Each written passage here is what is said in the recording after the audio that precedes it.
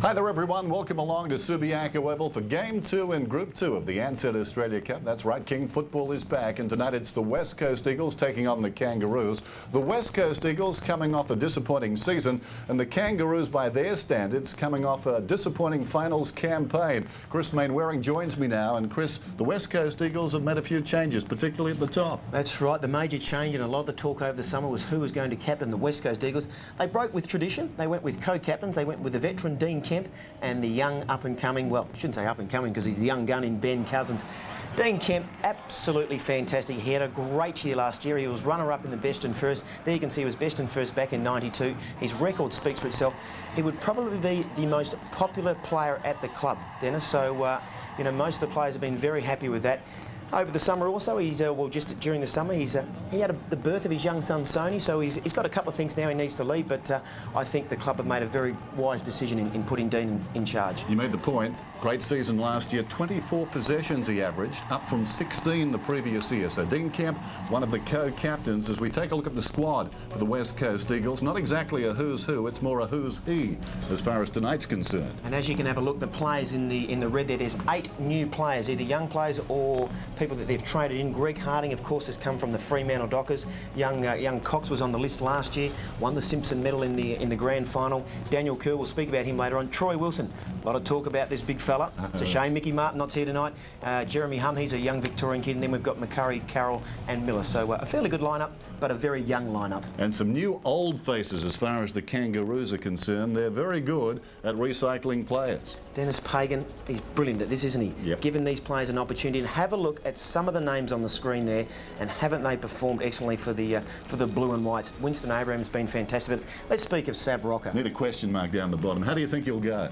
Well, he's 7 kilos lighter, and he's kicked 514 AFL goals, so any player who can do that must be some sort of a player. And I just think giving players an opportunity, I think he'll be disappointed that Mick Malthouse told him that his career was over. And I think he will prove a real thorn in the side of many a side. Jess Sinclair. Well, he was a bit of a cult figure down at the Fremantle Dockers, wasn't he? Exciting player. Yeah. When he was on, he was terrific. And he wasn't afraid to put his body on the line. I still remember that bumper out here at Subiaco Oval on the wing against Johnny Worsfold. 10 games he only played for the Dockers last year. Started off brilliantly his first 2 seasons, but he really did just peter out, didn't he? He did. Gets another chance then with the Kangaroos, as we say, masters of doing this. And Joe McLaren, interesting player. Dogged by injury last year. I saw him late in the season, though. He's still got some goal kicking now.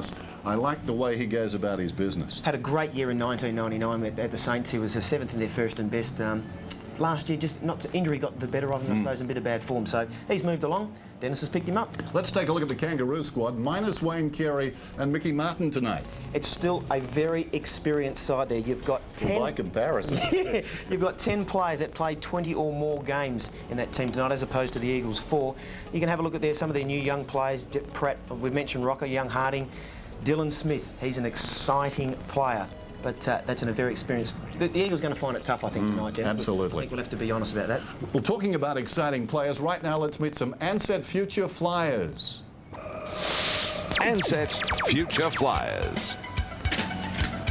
And let's start with Daniel Kerr. His dad used to play for East Fremantle, taken 18th in the draft, an exciting young player on the wing or on the ball. That's right. He was played for Aquinas in the Alcott Cup over here in Western Australia and was their fairest and best, and was coached by Peter Spencer, former Sandover medalist. His father Roger played with him, so he's certainly got football blood in him. And this young fella, Dylan Smith, he was All-Australian in both under-16s and under-18, and was the captain of the Vic Metro last year. Pretty exciting. Number 6 in the draft. Perhaps he's the new Peter Bell. We'll see. Big boots to fill. Yeah, We're set to go. It's Game 2 in Group 2 of the ANSETT Australia Cup from Subiaco Oval. The West Coast Eagles and the Kangaroos set to kick it off. Back with all of the action right after this.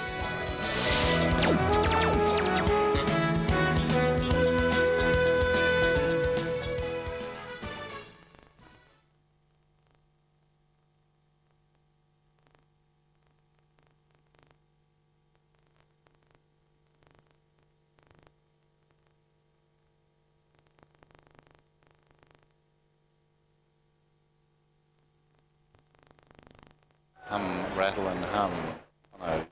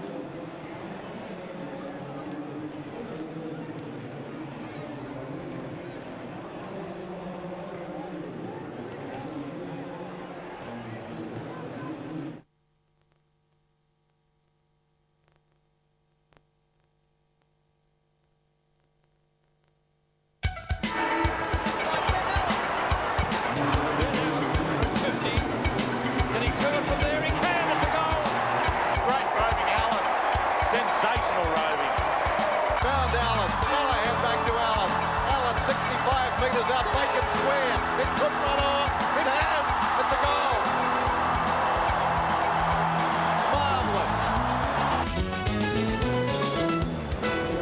Marvellous. So a new face here on Channel 7, joining Chris and myself, former Fremantle captain and Hawthorn best and fairest Ben Allen down on the boundary right now with Adrian Barrage.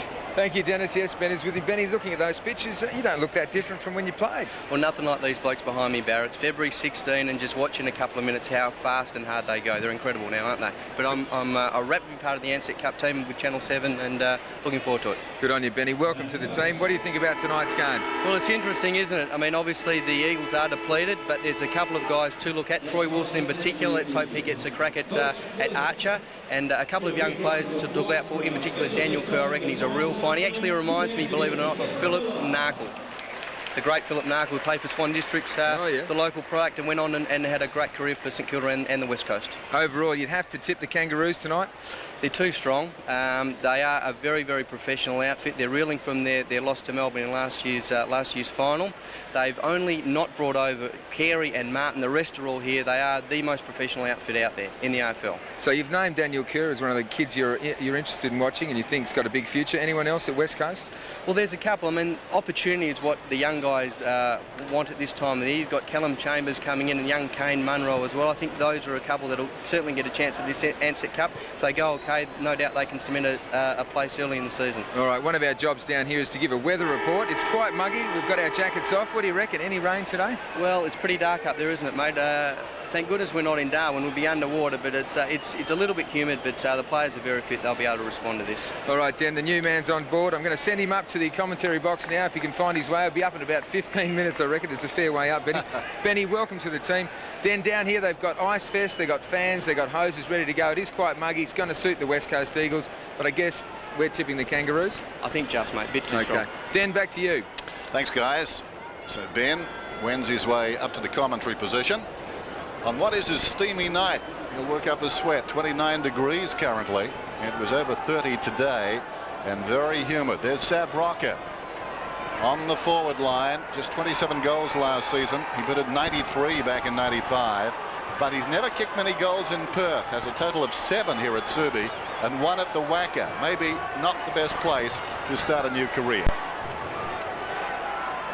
The new captain, the only captain out there tonight for the West Coast Eagles. Anthony Stevens won the toss. The Kangaroos going right to left.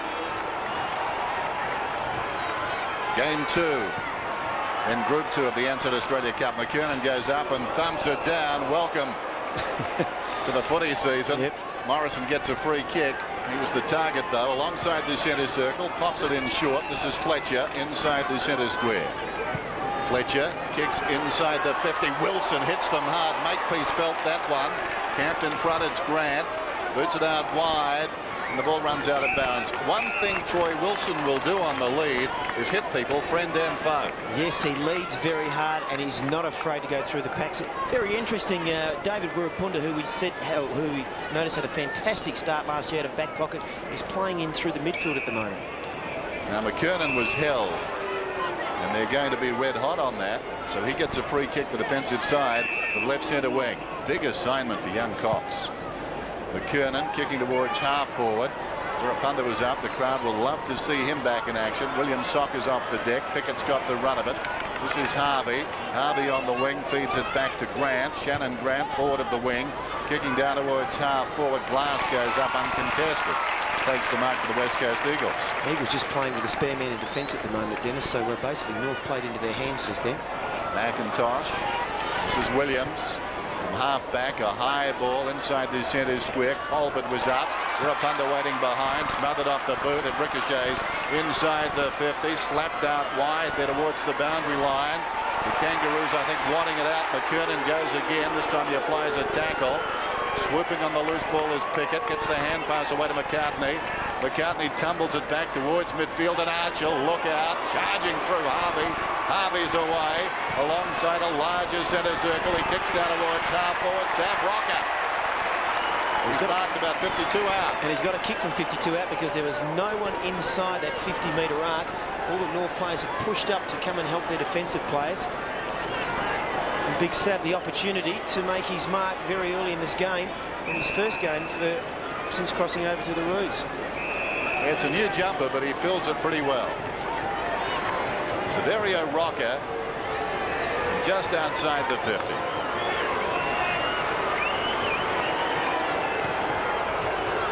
Always been a long kick. It falls about 5 metres short, and it's going to be a mark in front to the West Coast Eagles. Goal umpire saying it behind, but that's not the case. The Eagles coming up with it down there. It'll be young Cox to take the kick. I mentioned in the pre-game report, Dean Cox was the Simpson-Millis in the grand final here in Western Australia. We've got big things for him this year. Hopefully that he can play a few games and help out Michael Gardner through the ruck, because Ryan Turnbull will also be helping out. Greg Harding, a former Docker, spears the ball in towards midfield. Embley, the quick hand pass away. Fletcher kicks it down towards half forward, taken by Kerr. Not a good hand pass. Chance now for Smith, or was it Sinclair? Sinclair's hand pass sold a teammate into trouble. Embley charges through, runs inside the 50, kicked his head brilliantly and pulls it back to Wilson. And Ben's up here at last, puffing and panting. But that was brilliant, wasn't it, by Embley? That's one thing I reckon the West Coast have lacked the last couple of years, a hard man, and just that momentum on the footy that Embley, he just attacked. It just opens up the space and allowed Troy Wilson just pop out. Good little chip inboard as well. Just nice little, gave it a bit of air. Wilson ran onto it. And actually, going back to, we watched the Eagles in a practice match last Friday, Ben, and it's exactly what they did all day, wasn't it? They came back in through to the corridor. And one of the things we mentioned already, Troy Wilson leads straight up, leads hard. And let's see if he can put one through. Drafted at 28, he's turned 29. His first kick is a goal. And pretty important too for him to just put that through too, Ben, you know, to get his confidence going. One of the things we thought that perhaps is that his kicking could be a bit suspect, but probably about 35 out in front is his best distance. Well, he's a different recruit, isn't he? He's 28. There we see Embley coming through. He's just attacked that ball very, very hard.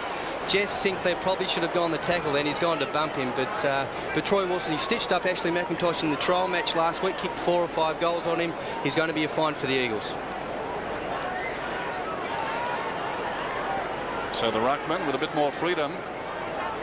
Eagle circle.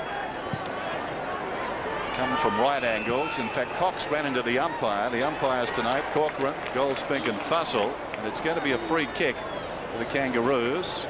It'll be taken, I think, by Harvey.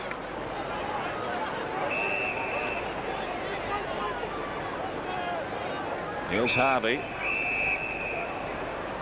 In fact, it's not his kick. McKernan decides it is his kick, takes it, hand passes to Harvey, and Harvey kicks down towards half forward. Lang is the target down there, worked his way in front. Sinclair the loose ball, pulls it back towards the middle, in from the side. Young Smith takes the mark on his chest. Dylan Smith, number 6 in the draft, a chance to level the scores from 25 metres out. It was good crumbing by Sinclair there, wasn't it, Chris? It was on his non-preferred side, the right foot across his left part of his body, but it's popped it up in the air, and it's in a dangerous position for the West Coast Eagles defenders. It wasn't a great kick, wasn't lace up, but just allowed a forward like this young kid to come on and mark it. And playing in front, the right position. Yep. So 2 extremes, the veteran for the Eagles and the young tyro. The result's the same. It didn't take the Roos there long to respond, and basically where they got that was really out of the centre. And we all know how important it is to gain those centre breaks. It's going to be very important for the Eagles to make sure that they man up on their plays in there. We've got that new rule with the centre square there. It's a 7-metre diameter square, with a diameter circle, I should say. We've got rid of the line where basically the ruckman can come in any direction. So it's a new rule and be quite interesting. And just looking at the ruckman, they're side by side now. Under the new rule, they can come from any direction, and this is the first time they will lock up inside the centre circle. One down by McKernan effectively. Archer kicks towards half forward, and Harding was hanging on, and they're going to be red hot on that. They've said that this year. The players have been warned, and the free kick on the outer side to be taken by Shannon Grant. Plays on, moves infield, kicks a probing one down towards full forward. McIntosh did well, angles the punch away towards the boundary. Harvey goes after it, but the ball is out of bounds. Dan, I'll just give you the Eagles bench. Very, very young bench for the Eagles. Antonowitz is there, Haynes, Hunter, Hum, McCarry and Miller. Think of the cost of car insurance for that group. Boundary throw in, taken by Simpson, smothered off the boot. It goes high in the air. In there is Fletcher, knocking it around, and it trickles out of bounds again. A couple of the early matchups in the game. We've got Joe McLaren actually picking up Dean Kemp, and Drew Banfield's trying to pick up Shannon Grant. So a couple of key midfield matchups there. Rocker out of the throw-in. Kicks it out of bounds on the full. Well, quick thinking. Used his strength, but the end result not good. And that's an area that's going to be tough for the West Coast Eagles all night long. The short one comes across to McIntosh, hard against the boundary line. It's a goal apiece, the early going. McIntosh to Glass, about 25 metres out from his own defensive area. Glass kicks it up towards the wing. Well played by the man in front, Makepeace. Hit the ball hard. Now he wants to run away. Harvey looking to shepherd. Kerr battles Harvey. Meantime, Makepeace kicks inside the 50. Leaping from behind. The fist away by Jones. Taken by McLaren. Smothered off the boot. Kemp ricochets to Jones. Jones kicks it out wide. We're a Punter and Pickett. This will be interesting. Awkward bounce. Swooping on the loose ball. Chambers brilliantly done. Fit it back inside. Munro running down towards centre half forward. Long kick. Wilson outnumbered. Did well. Goes back after it. With him there is Colbert. And Wilson did pretty well for the West Coast Eagles. It's out of bounds. She did brilliantly there, Dennis, because it was 3-on-1 there at one stage. Lee Colbert came across to try and assist McCartney there, and just the ability of Troy Wilson to keep the ball in the Eagles' forward zone. That was all that could have been asked for him, and he did it. McKernan and Cox. Cox does well, flicks it down, could make a goal. Wirapunda could make a return. Oh, he got it to go at right angles. The exciting David Wirapunda, and I think the crowd are glad to see him back out on the field. So unfortunate that he copped an injury last year, and what a great matchup. What between Byron Pickett and David Wirapunda. We look forward to seeing how that goes tonight. Ben, didn't Cox do well? He did, but just that thing on Pickett at Wirapunda, you just can't allow Wirapunda to be goal side of his opponent. So Pickett's just got to be wary of that. He's got it. In front, the mark is taken by the Eagles once more. And this is Trent Carroll, former Docker. A few of them out there tonight. Looks completely different. I was just going to say they do, don't they, in the opposition jumpers? Well, he's cut off his hair, of course, as well, matey. This distance, I reckon, if he makes it, it'll have to be his Sunday best. On a Friday night. He tucks it to the left. They'll contest about 5 metres out. Fisted down in front. They'll bring it away. No real pressure on. Swung out wide by Smith, but only as far as this man. That's Kerr. On short is Fletcher. Shows a bit of the ball to the defence, but they can't get there in time, and Kerr's taken the mark just inside the 50. Or rather, Fletcher's taken the mark just inside the 50. Goes short. Well worked. Cox has got it 35 metres out directly in front. This is exactly what we were talking about before. Obviously, the Eagles, over this summer break, have made it a point of bringing the ball continually back through the corridor, and they're getting their taller players down through there.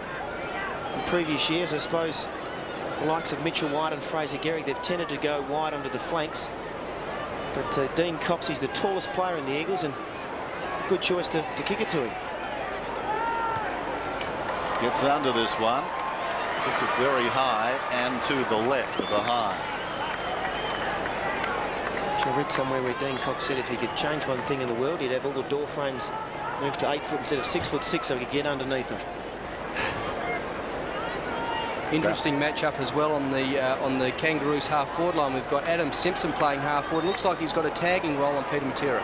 Makepeace to himself, then plays on very wide. Colbert will need to go. It pitches just inside the field of play. Carroll did well. No, he took it across the line. It was very close. He got the ball away. Morrison was off, but the umpire right there alongside them wants to toss it in. McKernan with the run, gets some body on Carroll, takes clean possession. It's going to be a problem. Smothered off the boot. Banfield's got it. Smith got him. Loose ball. Kerr charges in. Banfield picks it up. Plenty of company trying to get out of there. Fletcher gets it to Carroll. Kept his head brilliantly. He looked towards goal, but he just checked off. Obviously heard the voice to the middle, and Morrison now 35 metres out directly in front. Just very good work by the midfield players from the Eagles at the moment. They're continually just building that wall, and it's been very difficult for the Roos to get it out of that back zone. They've really got to get the score on the board, though, for the Eagles.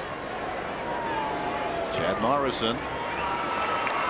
This one hits the post halfway up, so they're not taking their chances. They could lead by a couple of goals. As it is, they're up by, what is it, 3 points?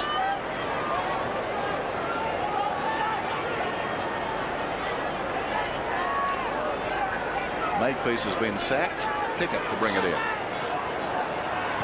Pickett, long kick towards the outer side, isolating the ruckman out there, and McKernan in front gets the free kick. Not bad policy. I think that's an example of that little holding rule, Dennis, that I'm sure we'll see a lot more of tonight. Around the outer side, Kerr did well to punch it away. Abraham taken strongly by Harding. Two old teammates. A chance though for the Kangaroos to work it forward. Sinclair, the looping hand pass. Awkward bounce there for Smith. Head down was Cox. It stumbles across towards midfield and Ruapunda. Tackled by Pickett, but not before he got the ball across to Callum Chambers. Socket off the ground by Fletcher. Ricocheted off Kemp, taken by Cox. Here's a chance now for Sinclair coming through his Makepeace. Kept it in front, Makepeace in the opposite direction. Missed by Abraham. Archer onto the loose ball with some time now. Sweeping hand pass. Releases Rawlings. Rawlings down towards half forward. Over the top to Simpson. Simpson 45 metres out. Had a little more time than he thought. And he puts it through for a behind. They're out of bounds on the full. Which is pretty intense at the moment. The boys aren't frightened to throw their bodies in. McIntosh. This is Jones. He's at left half back. 7.5 minutes remaining in this opening term. And the Eagles showing plenty of spirit. They're getting a free kick. It's going against Colbert on the outer side. Taken by Carroll. He's been busy. He's been good, actually. Pretty lively at half forward, and I don't think Lee Colbert's got much cause for complaint there, Dan. Offhand, sent away on his left foot, Fletcher. He should kick this one, and he's missed. Well, they don't come much easier than that. I know it's easy to say from up here, but a natural left footer just running off the pack like that. It's early season. We'll forgive him. He's probably one of the better kicks in the Eagles side, especially on that left foot of his. He's normally very, very accurate, this Chad Fletcher. This is Watt, Shannon Watt, left half back. Up towards the wing goes the kick. Look at that pack, just waiting for the drop of the ball. Carroll reaches over the top, got the punch down. Colbert the hurried kick. Peter Matera in front, fickle bounce. Simpson couldn't control it. Banfield so often so reliable, and again there just knocks it across the line. Dennis, just the Roos bench by contrast with the Eagles. Lots of experience. Anthony Stevens is there, John Blakey, David King, Lee Harding, Shannon Motlop and Daniel Pratt. Matera fell over. Not much breeze to speak of. Sinclair the high kick. Glass goes up, thumps it back. A sense of humour towards the pack. In goes Archer at the base of that pack. And the ball up. It's very interesting. Just off the ball there, Dennis, that Simpson's still continually getting into Peter Matera. He's getting right in his face. It's February 16, but he's fair dinkum. Cox goes up and thumps it down. Makepeace gets the hand pass away. Brent Harvey, a will-o'-the-wisp, he pulls it back towards the middle. The kick favours the Eagles. Brilliant pick-up on the half volley. McIntosh kicks towards midfield and Kemp falls behind them. Now a chance for the Kangaroos. Charging through is Colbert. Whoops. Got it to Cox. Not his intention. Harding over the top. Taken by Kemp. Nicely done. Great poise. This is Morrison. Comes back towards the middle and Glass. Glass forward of half back down towards half forward. Wilson. No, it's Embley. Embley behind took the mark. He read it best. He pulls it back towards full forward. Going back Pickett. Crowd thought there was a push. Nothing doing. Comes out to Colbert. Makepeace is on up towards the wing. That's the direction the kick takes. Coming back hard. Doing brilliantly was Carroll. Makepeace though, one of 3 Kangaroos there, kept his feet, kicks up towards the wing.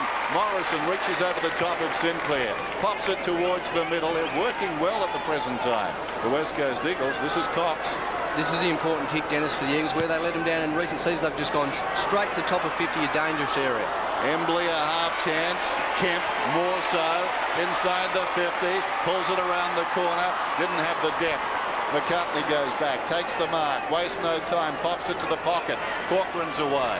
Corcoran running up towards half-back, goes for distance, high ball. Watch Abraham from behind, well played by Williams in front. The crumb came down nicely for Fletcher. The hand pass from Glass. Chambers back towards Fletcher. The runner got in the road, that should be a free kick.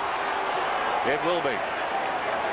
It hit the runner And the umpire going across and having a word and adjudicating. Corcoran off a step, pops it out wide. Around the outer side. Shannon Grant from Simpson.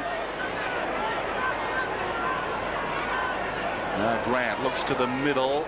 Good pass. Sav Rocker. Unlike when the Eagles are going forward, North are just doing it very well. They're taking their time, looking for their key forwards, and Sav's hoiked that one. That was a big kick. Chance for Kerr. Goes after it. It spills wide. Picked up by McKernan, who snaps and kicks a goal against the trend of play. Yeah, as you said there, Dennis, they've just really made the most of the opportunities as the Roos. So far, I'd have to say that the West Coast have really probably controlled this game a little bit more than the Kangaroos have been, but they're just not getting the score on the board, and perhaps it's just that experience we talked about before the game. Just some smart heads there, not panicking too much. And very important for the Eagles to try and make sure that they can keep up with the Kangaroos, because experience will certainly tell as this game goes on. So the Kangaroos lead it by 2 points, approaching quarter time. Now the Rucks come at each other. Sav Rocker having a run on the ball. Cox, who's played very well in this opening term, got it from Kemp. Good hard running mark by Fletcher. A finger tipper, about 40 metres out directly in front. He missed one moments ago, closer to goal. And I would say he's a quality young player. He'll be very intent on kicking this one. It's the beauty of getting a quick kick out of the centre, really, isn't it, Ben? And there's a skirmish at the other end involving Peter Matera as Fletcher kicks and misses. And they're going to be very costly, these misses by the West Coast Eagles. Most of them have been dead out in front. They really need to get some majors on the board. Makepeace runs away from fullback, smothered off the boot. Brilliantly done by Kerr. He's got a chance now. Curry's held without it, surely. No free kick. Whoa. Corcoran hand passes across the goal face, and McCartney is slung through for a behind. Should get a bonus point for that. Well, that seemed like holding the man to Kerr. He did brilliantly to smother. Ooh, if that's not holding the man, it's a full brother. McCartney. It's just starting to slightly rain out there. It's had everything to do. Up goes Carroll, follows through on Sinclair. Teammates last season. Down goes Big Sav, who's getting a free kick. Light rain falling, Dennis. Light rain and very slippery now. They've thrown Big Sav in the ruck, Dennis, for the last couple of minutes of this quarter. So Severio kicks it up towards midfield. In from the side, Archer waiting in front there and controlling the ball brilliantly was Abraham. Low down. Comes back there towards Sinclair. The hand pass was untidy. Oh, brilliant tackle, Morrison. Well played, Sinclair. Just got away. Maybe he's a bit damp. It comes down towards half forward. McIntosh thumped it down. Taken by Lang at close quarters. Got it to Abraham. Backpedals out of trouble, Winston. He's on the wing. Where will he go now? Kicks it down towards the 50. In front, a chance for Smith. Playing from behind brilliantly by Matera. Crashing into him was Archer. Meantime, running away is Cox. Cox down towards half forward. Watch for Wilson. Worked in front. He's outmarked by Rocker. Rocker hits the ground running. Goes towards the outer side and Rawlings. Now Harvey is on for the long one. The kick not good though. Spills off the side of the boot. Comes across to Glass. Harvey could still finish up with it. No Kangaroo inside the 50. So running inside the 50 is Pickett. Lines up and kicks their third goal.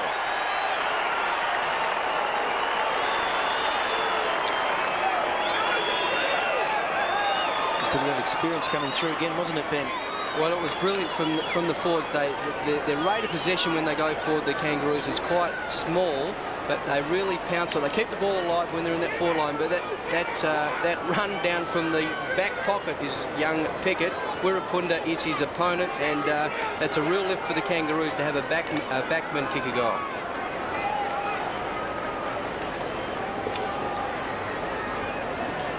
Interesting, Ken Judge has put Peter Matera back in a back pocket now. Trying to break the shackles of Simpson initially. He's got problems down there. He's just upsetting these Kangaroos, or vice versa. Rawlings kicking down towards half forward. There's a chance for Banfield, who goes out very wide towards the boundary. Williams leads in the race out there. Rawlings is closing. It's 3-on-1. The clock is running down towards quarter time. Munro gets the hand pass away to Williams. Williams kicks long towards centre half forward. Rocker goes up. Greasy ball missed it. Taken by Embley. Fletcher this time, can he kick a goal? Well, he's missed again. That's 3. And he didn't kick through that ball. And again, we just saw Sav Rocker a couple of times now. That first goal, the goal we just saw a moment ago, really came from Big Sav dropping back, and again, just sort of following Cox around a bit, but a little bit of thorn in their side down the back there. Well, there's good news and there's bad news for Chad Fletcher. He's getting plenty of it. He's not kicking too well. Chambers knocking the ball goalward, comes back intended, I think, for Wilson. A throw is going to be called. Or is it? It's going to be a free kick to the West Coast Eagles. Well, I thought the Eagle tried to get it out. I think I'm with you, Dennis. Unless he was taken around the head. Watch I think that Chambers, again. yeah, Chambers, I think, got a little one high from Jess.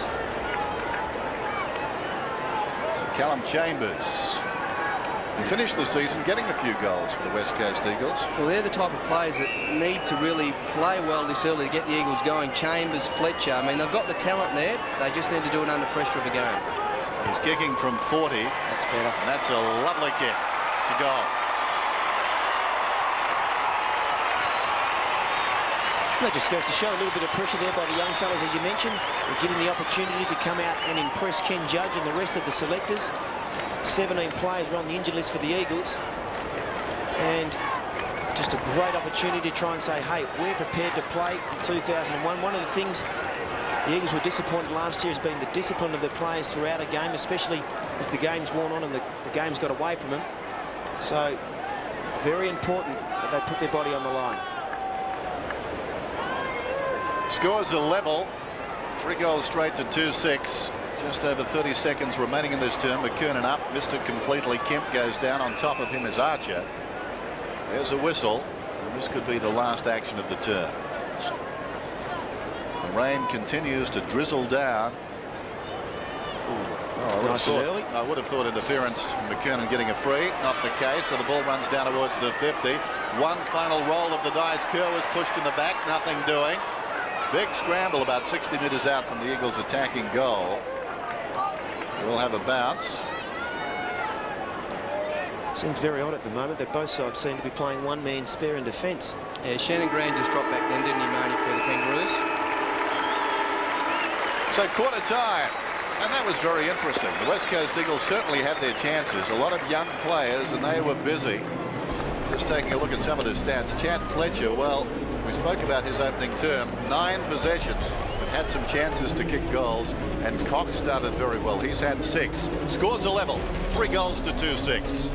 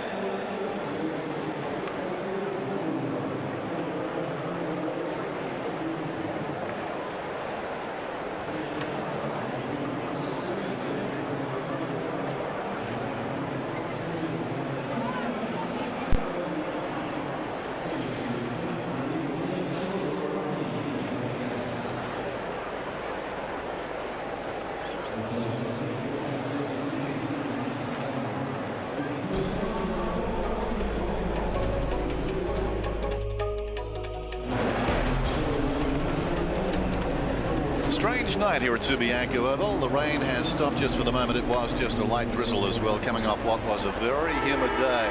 It was 29 degrees at about 6 o'clock this evening. The Kangaroos and the West Coast Eagles all square at quarter time, but the Eagles had more of the ball, as you can see, 2-6 to 3 straight. Chambers and Wilson the goals for the Eagles. Smith, Pickett and McKernan the goals for the Kangaroos. Sam Rocker, I was talking about stats earlier. Sam Rocker has had 3 marks and 5 kicks for the Kangaroos to quarter time, so he's been busy. And McKernan 4 and 1, but Chad Fletcher stands out with 9 possessions so far. And Sab really hasn't been sort of standing up there at full forward either. He's been sort of moving all over the ground, so obviously Denis Pagan has given him some room to move and just given him the opportunity, I think, to get into the game early. He's also rotating, as you'd expect this time of the year, a lot of guys through the midfield, mate. We saw Archer right at the end of that first quarter have a bit of a crack in the midfield, but I did notice Ken Judge at quarter time having well, you could describe it as a heated conversation with Peter Matera. There was some finger pointing going on. There was a bit of finger pointing. Peter's just got to remain calm. He's a leader of this team. He just can't get sucked into, I guess, taggers that try and upset him. He's a quality player. He's in the top echelon of this competition, and that's what's going to he's going to be coming up against that every week. That's his history. Yes, players do try and suck him in. So the huddles break up. One of the great AFL coaches, without question. His record says that. Denis Pagan, thoroughly professional, back again, beginning his 8th season. Robert Wiley is down on the boundary with Adrian Barrage. Thank you, Dennis. Rob, you've got to be happy with the start. Lots of spirit from the boys. Oh, certainly. The spirit was great. Their enthusiasm and endeavour was terrific. It can't be faulted, but unfortunately they just didn't get the rewards for all their hard work. So, you know, hopefully we can rectify that and get a few goals on the board.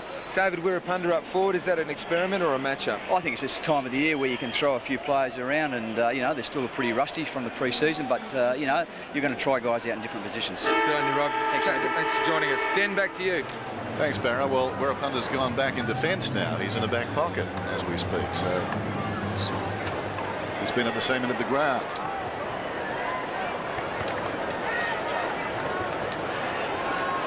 Now some fancy footwork inside the centre square as players try to match up or lose markers, as the case may be. Matera and Simpson still seem to be going at it down at full forward, Dennis. There looks like they're going to be at it all night, I'd say. I think you're right. So far, Ken Judge and the coaching staff of the West Coast Eagles would be delighted, but a long way to go. Their endeavour has been fantastic. Byron Pickett is loose on the half-back line for the Kangaroos. I don't expect that to be the case for much longer.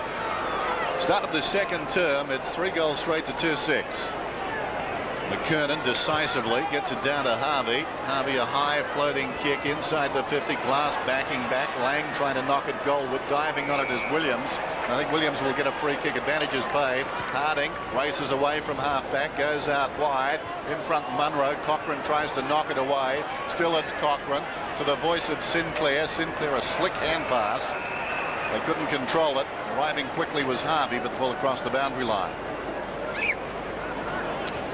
Brent Harvey had a fine season last season.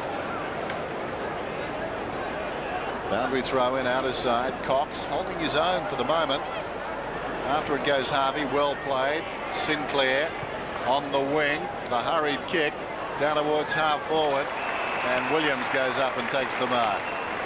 The good thing about Andrew Williams, he's pretty versatile. He can either play on a half-back flank, or we have seen him go forward, and he's quite a good kick on goal. Williams up towards the wing. Embley plays on immediately. Fletcher alongside the centre circle. Chips it out wide. Kemp. Still Kemp. Nicely worked. Found some space. Manufactured some space. Kicks inside the 50, and Wilson at the second attempt. Wilson looks towards the middle. Needs to be precise. It wasn't. Archer gets back. Knocks it towards the Eagles' goal, but played it very well. Pickett. Rawlings is on in the middle. Rawlings has got it now. Has to stop momentarily. Goes for distance. Very high ball towards Lang. Glass is having a good game. He thumps it away from Lang. Out wide. Morrison and Banfield together. So the numbers favour the Eagles. Off his step goes to Harding. And I think he'll prove a valuable acquisition, Greg Harding. He's been very good early, hasn't he? Yeah, good running player. If he stays clear of injury, he'll be good value for the West Coast Eagles. Harding had a couple of boys out wide. He chose to ignore them. They're keeping the ball in the centre corridor, the Eagles. It's quite noticeable. Jones. And hoping someone like that can take a mark. Well, he did. So Jones, about 60 metres out from goal. Plenty of movement on the forward line, and that's good, but the kick doesn't favour the movement. In fact, it favours the defender, and McCartney, who is trailing Wilson, goes back, takes the mark, lays it off to Harvey. Harvey across the goal front. This is Shannon Grant. A runner out wide is Sinclair. It needs to be precise, and it is. Sinclair slides, takes the mark on his knees. Now, I would imagine he'll look back towards the middle. No, he hugs the boundary line. Colbert is there, over the top. Lang, loose ball at the back, half chance for Colbert. Could have been taken high. Kemp gets the hand pass away. Glass working in a telephone box, eventually got it to Embley. Nicely worked to Williams. Williams down towards half forward, in best position down there. Munro almost crashing in, defending well was McCartney. Got it on the ground, down goes Grant, met solidly by Wilson, running into an open goal. They've missed again. This time it's Jones. They're into him. Wilson's down. Grant's down. That was a few limp balls out there. And oh! That wasn't limp then. No, that was head first. That was a pile drive. The Rock would have been proud of that one. And Shannon Grant is down. Well, let's hope he's okay, but I thought from up here it was a fair bump. The ball was in the vicinity. Wilson's just come out with a hip and shoulder and cleaned him up. I think you'll find the first person in on the scene may have been Glenn Archer, who was very unhappy with what happened. Well, we spoke about this before, what Troy Wilson brings to the forward line. Watch it again. Absolutely nothing wrong with that. No. In fact, everything right with that. Yep, he stayed down low. The danger for that one, because I thought Shannon Grant was obviously going for the footy. His head was a little bit low. Wilson may have come over the top of him and hit him very, very high, but he stayed low.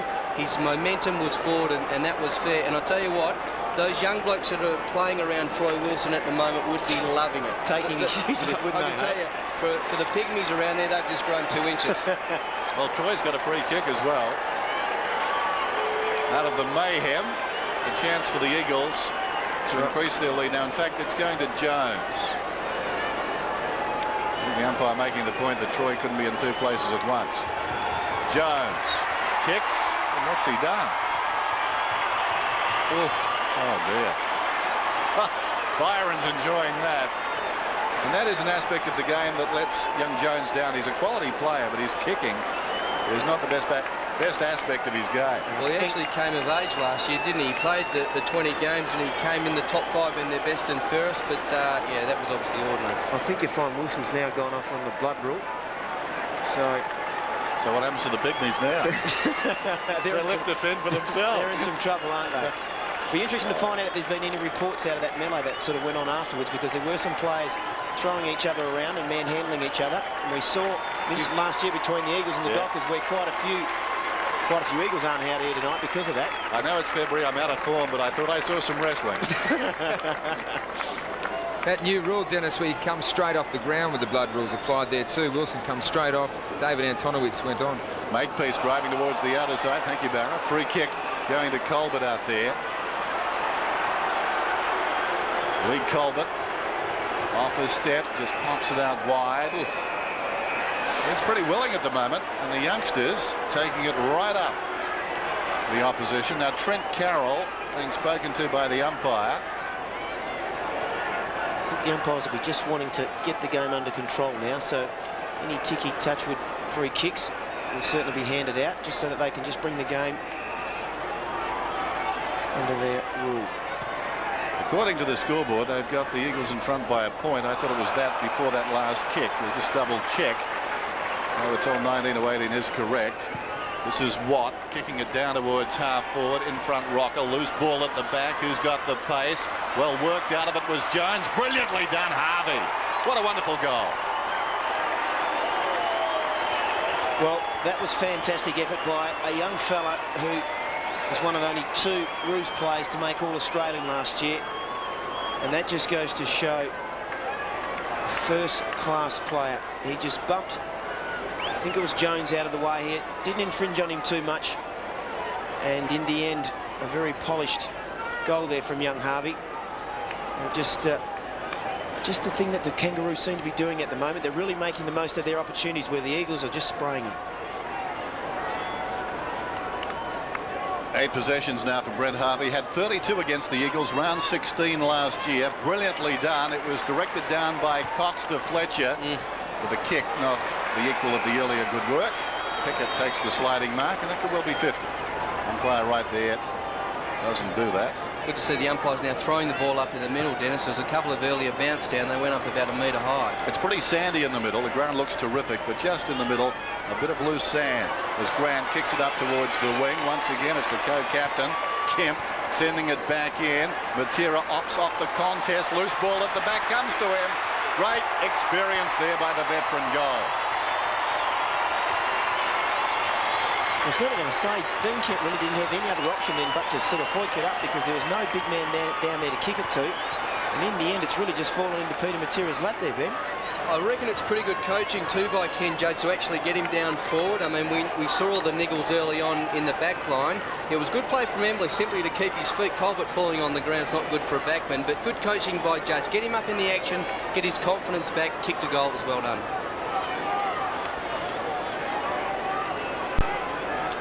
So 3-7 plays 4 straight. Second term. Game 2, Group 2 in the ANSETT Australia Cup. McKernan goes up and slaps it down. Coming through strongly is Sinclair. High up and under down towards half forward. Morrison coming from one direction. King effectively knocked it to him across to Glass. He's looking pretty good. Gets the hand pass away to Harding. Harding on the burst down towards half forward. Embley. Slippery ball, missed it. Colbert could have almost got a free. Ricochets across towards Embley. Kicks inside the 50. Look out. Going back was Archer. Peter Matera over the top. Open goal. Beckon soccering off the deck, and missing down there is Trent Carroll. Well, great passage of play really there. Started on the halfback line there by Glass. And again, Peter Matera involved. We've seen young Dean Cox come off. Looks like a bit of an ankle injury, so David Antonovich, who's only played 3 AFL games, now finds himself in the ruck. Big assignment there. Kangaroos working the ball around the outer side. Abraham worked out of it by Williams. And the ball spills across the line. One player who's been relatively quiet, maybe have been on the bench for a period of time, is David King. He's up on the half-forward line on Greg Harding now. The Kangaroos, I'm sure, would want to see a bit more action from him. You think back to last year's final round, 7 goals against the Bombers. Played a lone hand. Can be dangerous on the forward line. Kerr at the base of that. The boundary line is too near, and it will be tossed in yet again. Well played there by the young fella. He doesn't mind getting in and under. Quite tough, quite fast. They're expecting some big things out of him. Antonowitz with the run. Thumps it wide. Taken by Abraham. Pulls it back towards the middle. Plenty of Eagles, though. Rapunda with a big roar from the crowd. Tracks it out towards left half back. Accelerates away. Just having a fitness test as he comes down the boundary. Still he goes. Good chase, but Rapunda did well. Across to Antonowitz. Too far, says the umpire. Yep. Well, I'm surprised. Not a home crowd decision, that one, Dennis. No. Smith, do it again. Whoops, no, missed it that time, did Burapunda. Grant's over the ball, tries to slap it out. Pretty tough in there. Harvey, Sockers to his own advantage, will run onto it close to the boundary line, but there was no angle to make his move. Coming up was Harding, and he pushes him across the line. Gets up limping, is Brent Harvey. There's Cox. Troy Wilson back on at full forward, Dennis. Yes. Wide of the pack, diving on the ball is Williams, and Tonowitz applies a very early tackle. And it was a lingering tackle as well, and I think Smith will get a free kick.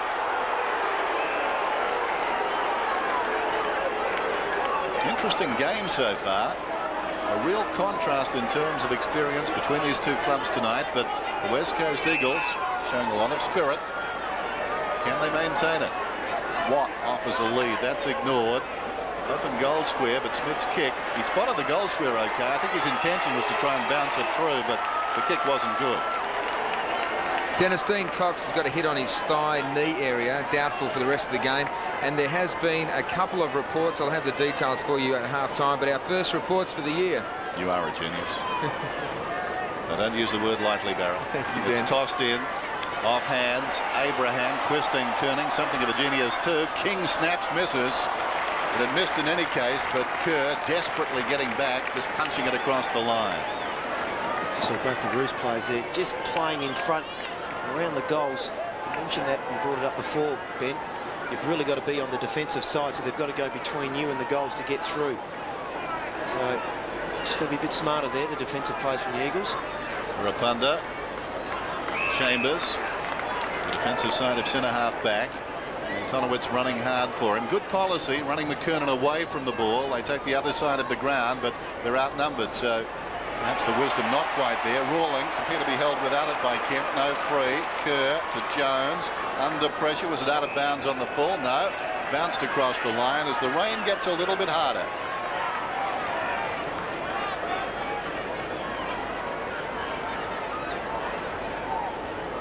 Throw in on the wing.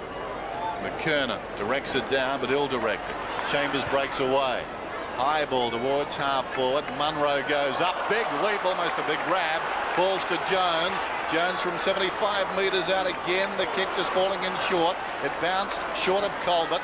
Goes to McCartney. Comes out wide looking for Sinclair. Coming just onto the ground, Stevens, and into the action immediately. Sinclair kicks it up towards the wing. Grant's got it now. Breaking for him is King. He thinks about King. Decides instead to go back to the middle. Watch for Williams from the side. He punches it away. Taken by Glass. Tried to slip it through. Makepeace was there. Thumped away by Rocker. Now a great chance for Stevens with his natural foot. But that's a terrible effort. Anthony Stevens just on the ground and showing it. This rain's certainly having a little bit of effect on some of the disposals just at the moment. Just looking in general play, Joe McLaren is doing a great job on Dean Kemp, I reckon. Not noted as a tagger. He's more of a elusive player, McLaren, at St Kilda, but he's certainly sticking to his task on Dean Kemp. David Wirapunda, I would think already the verdict is he's all the way back. He's looking pretty good tonight. What do you think, fellas? I like him in the back line, Dennis, I've got to admit. Just his ability to break a line, he really can set up a lot of attacks from for West Coast back there. Wirapunda wide, looking for Banfield. Up he goes, couldn't complete the mark, and Tonowitz got it across to Embley. Spills across to support. They lose it though eventually. Errant hand pass. The kick comes in from Abraham. It spills across to King, and King blazes away and misses to the right hand side. There's always going to be dangerous play coming back inboard there if you're not going to hit your player.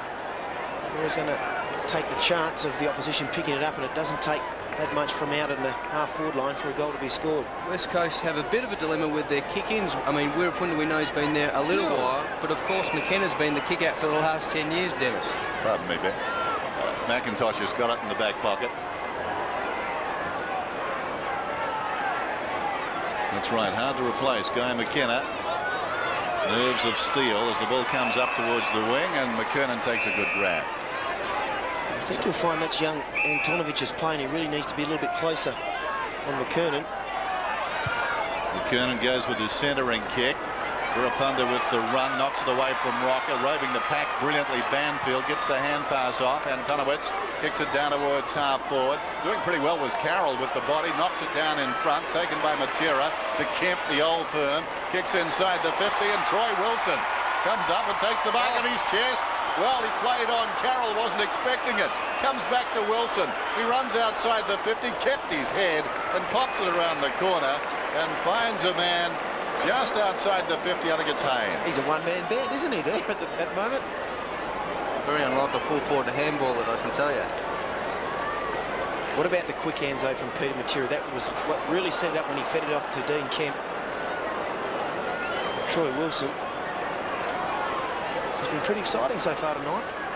So Haynes going at it from just outside the 50.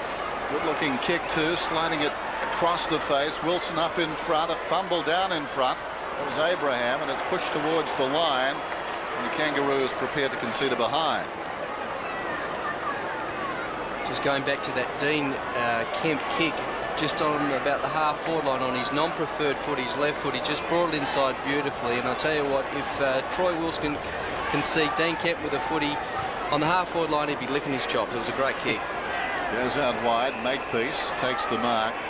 That whole Wilson scenario, of course, very interesting. Drafted at the age of 28. And I suppose he was a more exciting player, probably a fitter player. And there's a good mark on the outer side from Stevens. About 5 years ago, Troy Wilson, in his prime at West Perth, as the kick comes from Harvey inside the 50, reaching over the top. McIntosh, and he's penalised. Well, this will be interesting to look at in replay. Didn't look like anything too different than what Ashley McIntosh has been doing for the last 10 years. I mean, it was a battle of arms in there. The umpire, I guess, in his defence must have seen a bit of a pull of the jumper there, Dennis. But, well they said they're going to call it. According to me, that makes 3 arms then for McIntosh. I could see 2 of them. Anyway, Rocker's got it. Just imagine some of the goal kickers in recent seasons. They could have kicked 200 with this rule in vogue. Have to factor that in to goal scoring this season, as Rocker has missed to the left-hand side. I made the point at the start of the game, he hasn't kicked too many goals in Perth. A total of 7 at Subi and 1 at the Wacker. So 8 career goals in Western Australia. It's not a big return, is it? No. Considering, you know, he's got 514 behind him. And again, I'm a bit rusty. Maybe I read it wrong. There goes Williams around the outer side. High ball, going back with a flight of it and taking a very good mark is McKernan.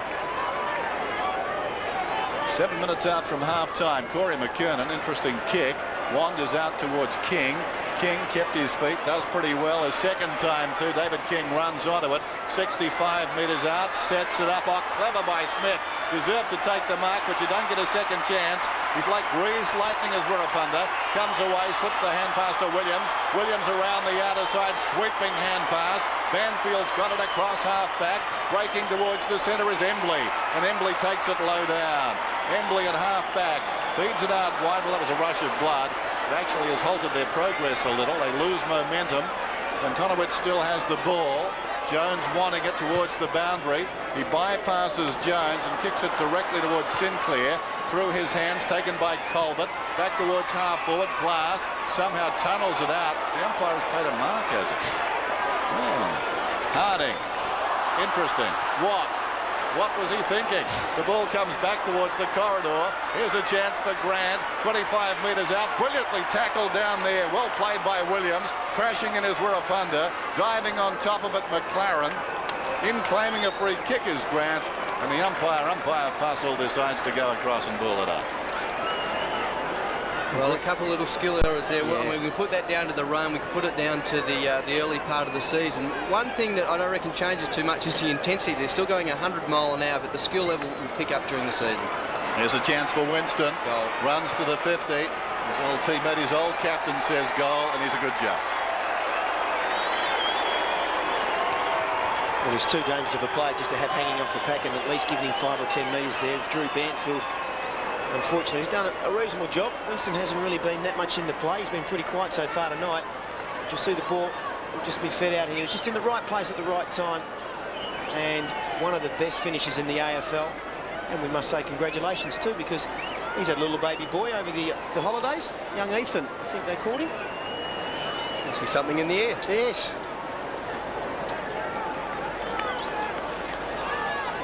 So the margin is 6 points the Kangaroos' way.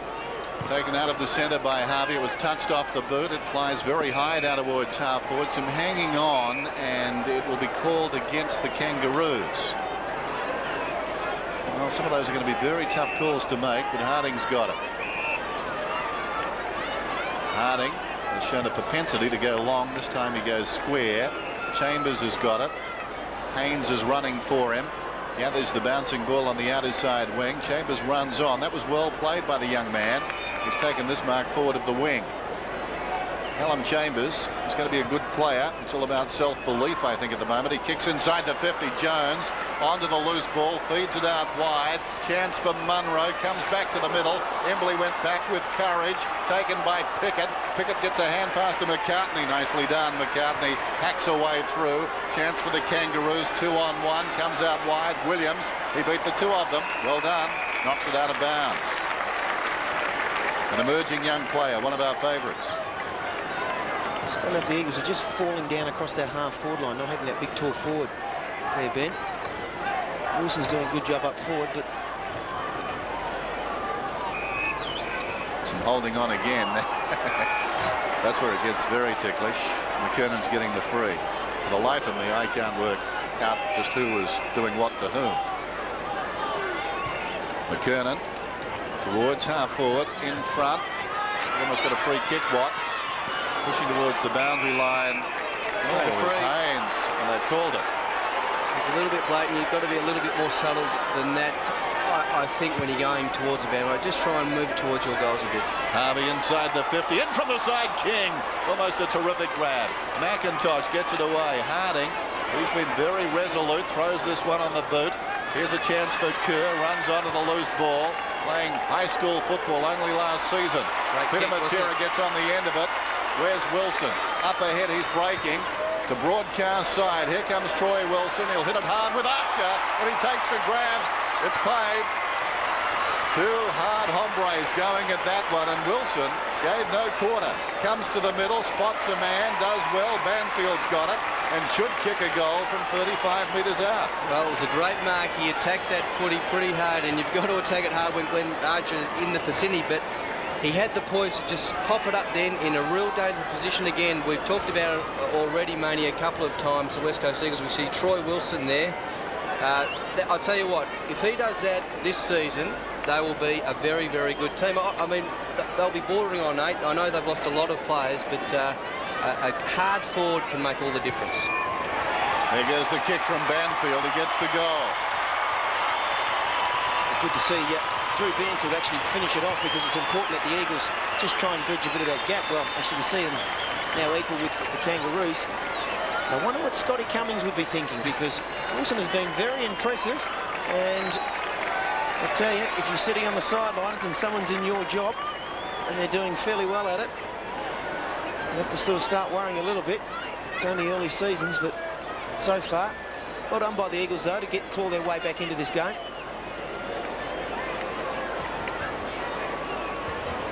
Scores a level again. Approaching half-time, 33 points apiece, thrown up in the centre. McKernan gets it down to Harvey, getting a lot of possessions, Harvey. He's had 12 now as he kicks down towards half-forward. King runs onto it, taken front on by Glass. Paddling towards the line is Chambers. Hurried kick around the outer side. This is Hum. Down he goes. Tapped out of there by Miller. Picked up by Glass. Got the hand pass away to Fletcher. He's in trouble. Where did these guys come from? They snuck onto the ground on the outer side. Charging in Munro. Close to the boundary line. Corcoran dragged down by Hum. And there's a whistle from umpire Fussell, who's paying a free kick to the Kangaroos on the outer side. The youth movement just charged onto the ground. They all materialised at once. Corcoran down towards half forward. Clears the pack. Being held was Motlop. No free. Still he goes, Motlop. Banfield all over him. Good shepherd from Rocker. Well played by Banfield, though. Kept his eye on the footy and gets it across the boundary line. He's got pretty good balance, Drew Banfield. Very hard to knock off the ball. It's always very important to try and keep your feet. You're no good when you're lying on the ground. 2:44s. Motlop jumped to his feet, got it to Harvey. Around the boundary line goes the kick. Shannon Grant charging up, gets it, kicks it very high, but it floats precariously close, in fact, across the boundary line, and the Eagles will take the free. Chambers again in the back pocket.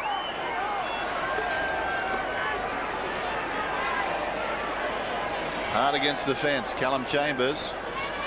Banfield did the hard work, missed the mark. Young Smith goes after it, showing a lot of courage. Well done. Got it across to Harvey, who socked it off the ground.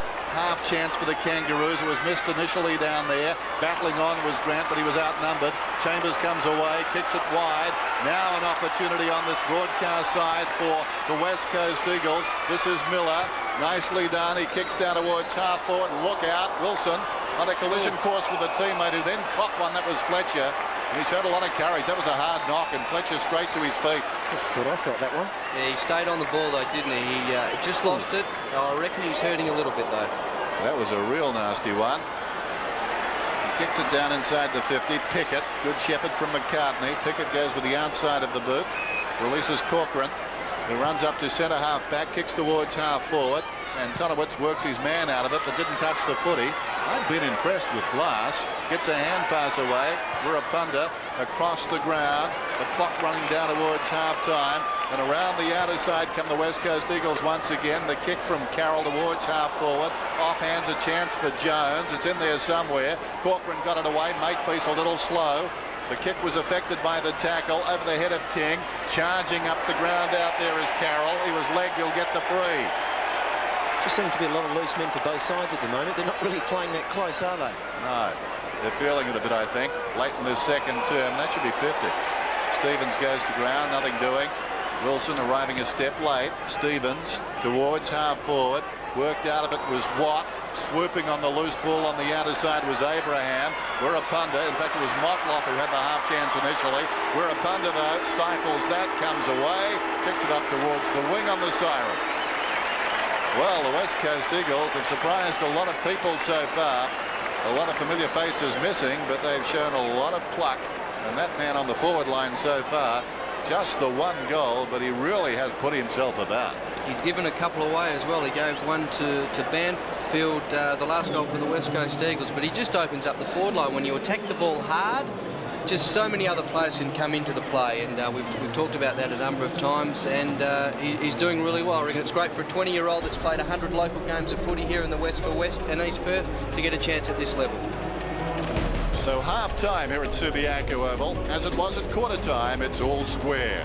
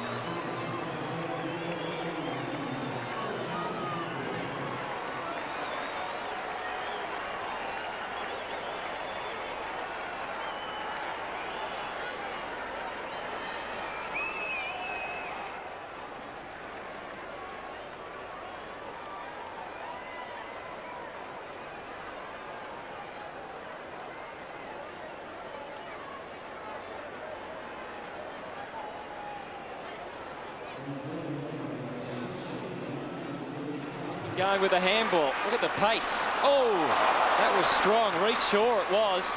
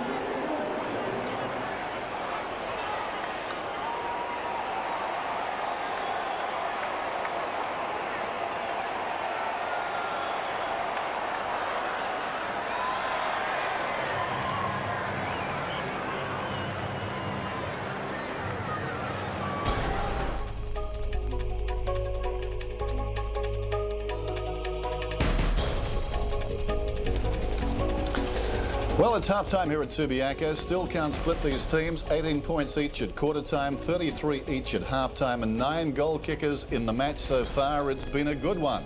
Now, earlier tonight, it was Collingwood against St Kilda at Colonial Stadium in another match in the ANSETT Australia Cup. Here are some of the highlights from that one.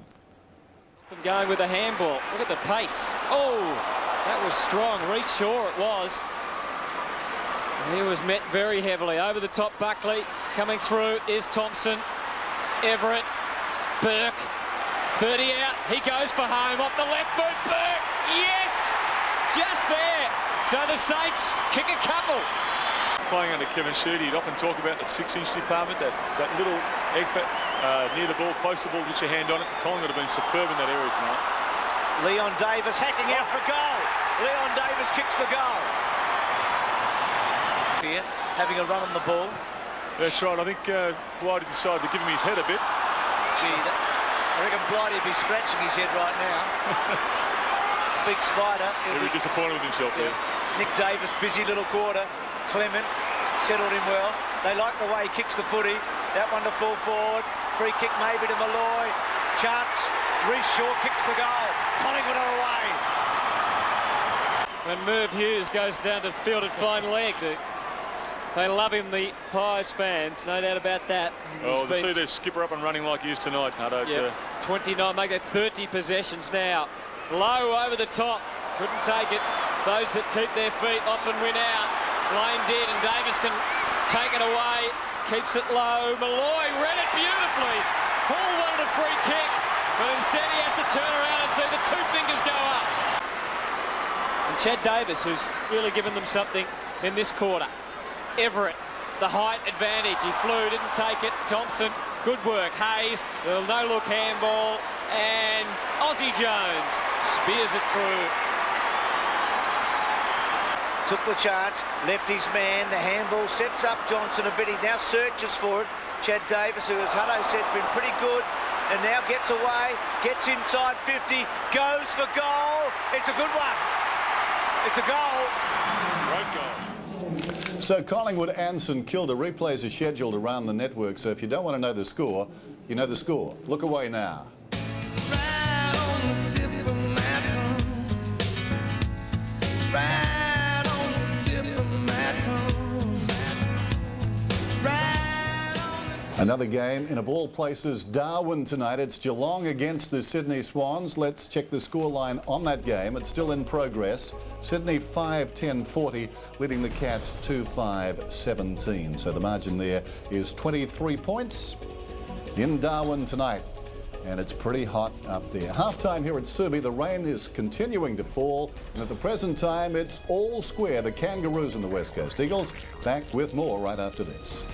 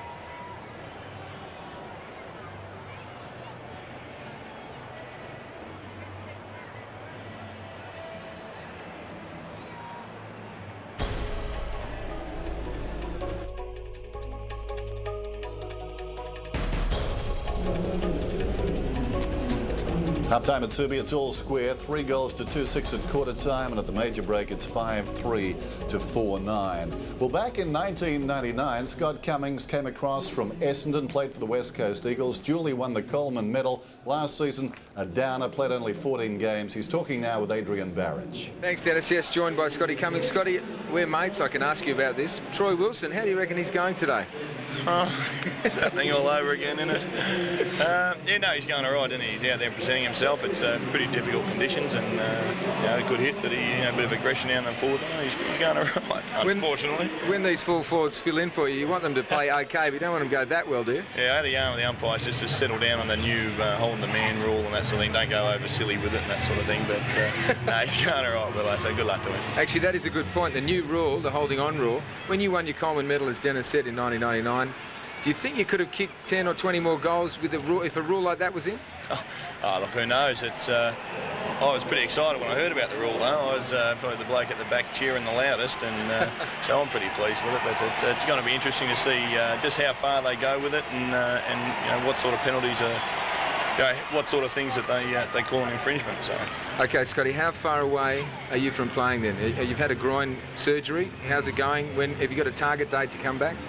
Well, hopefully about 3 weeks. I had to have the groin redone in December, and so that set me back a fair bit. But we're getting there. We're getting there nicely, and hopefully 3 or 4 weeks we'll get a couple of games in, and then we're ready for round 1. So you're on Sorry, Dan. Barry, just jumping in there, talking about injuries as you were, interested in the progress of Michael Pryor, another ex-bomber who's come home this year. How's he going at the moment? Yeah, he's going real good, Dan. He's, you know, I reckon... he's going to be a good pickup, isn't he? He's going to be a very good pickup. I think he's a great replacement for Bluey. I'm not, you know, putting him in Bluey's category, of course, but, you know, Mick is one of the, you know, uses the footy behind a foot so well, and I think he's going to be a very good pickup for us. Scotty, a couple of advertisements now. A big day on Sunday for the club. Yeah, we got our family day on Sunday. The weather's supposed to pick up, and 12 o'clock I think that starts. Barry, we're going to have a bit of a light training session, and as you do on a Sunday, don't go too silly. There's a day of rest, and. Yeah, we're going to have a bit of training session, and 12 o'clock we're just going to walk the fence and sign as many autographs as we can. So we'd love people to come on down and pick up a membership if they haven't already, and yeah, we'll just have a great day. That's an extraordinary thing, isn't it? The first time in a decade you can actually become a member now of the West Coast Eagles at this time of the year. Yeah, not bad, are they? They jump ship real quick around here. But no, look, we've had a you know, the 10 years of making the finals was a terrific achievement. We had a down year last year, but I'm asking you people now, stick with us, and you know, we're going to. You've seen the boys going real well tonight, and they're having a red hot go, and we're a bit embarrassed too about what happened last year. So we're ready to make amends and turn things around. So get back on the ship and come and see us every week. Hey Scotty, have you been surprised with what some of these kids have achieved in the first half? Missed all of that. Sorry, Dad? Just asking about the first half, whether in fact Scott was surprised at what he's seen from some of these youngsters. I mean, they've taken it right up to the Kangaroos. It's been brilliant. You know, the likes of Daniel Kerr, who's I think he's 17 or 18, little Curry, and he's red hot, and he'll have a go at anybody. And look for a bloke, Jeremy Hum, who's been on the bench I think for the first half, and he'll get a run, and he's hard at it too. And we've drafted some real good kids. Andrew McDougall's another one as well. Dukes is going to be a very good player, and I think it's quite exciting around the place at the moment. So completely, you know, before the game we're sitting there just going, new faces, and it was like a whole new team. So I think it's quite good. Scotty, thanks for joining us on Channel 7. I know you'll be back in 3 weeks' time. We can't wait to have you back, and I'm sure they can fit 2 full forwards at the Eagles. If they can't, there might be a nasty training accident somewhere, Barrow. We'll work something out. Thanks, Scotty. Back to you, Dennis. Thank you, Adrian. One of the characters, Scott Cummings there, the full forward who won the Coleman medal for the West Coast Eagles just a couple of seasons back. It's half-time. It's all square, 4-9-5-3. Back with the second half right after this.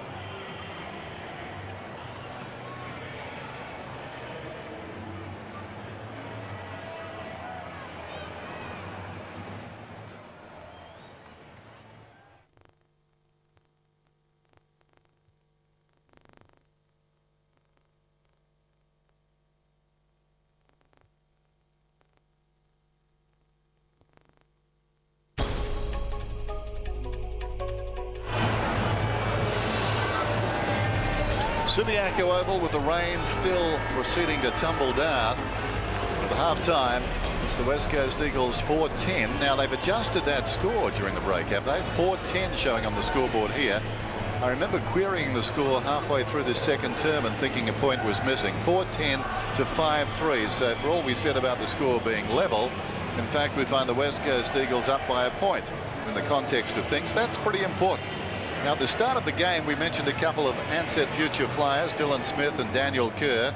Let's start with you, Chris. How have you seen their game so far? Well, young Daniel Kerr and Dylan Smith, you wouldn't expect them to come out and exactly take the game by the scruff and be best on ground, but they've been very impressive both. If we look at young Daniel Kerr from the Eagles, he's had 4 possessions so far, but what I've been very impressed is that he's just hard in at the ball. It reminds me a little bit, it's a big statement, a bit like a Paul Hayes, but he does get in underneath there, probably a little bit lighter on than what Paul is, but he's got a lot of pace, and he's been okay so far. And Dylan Smith's been very, very effective. He's kicked himself 1 goal, and as I sort of said, whether he's the new Peter Bell, that's again, it's another big statement to lay on the young fella. But so far, just nice and steady, I think, so far.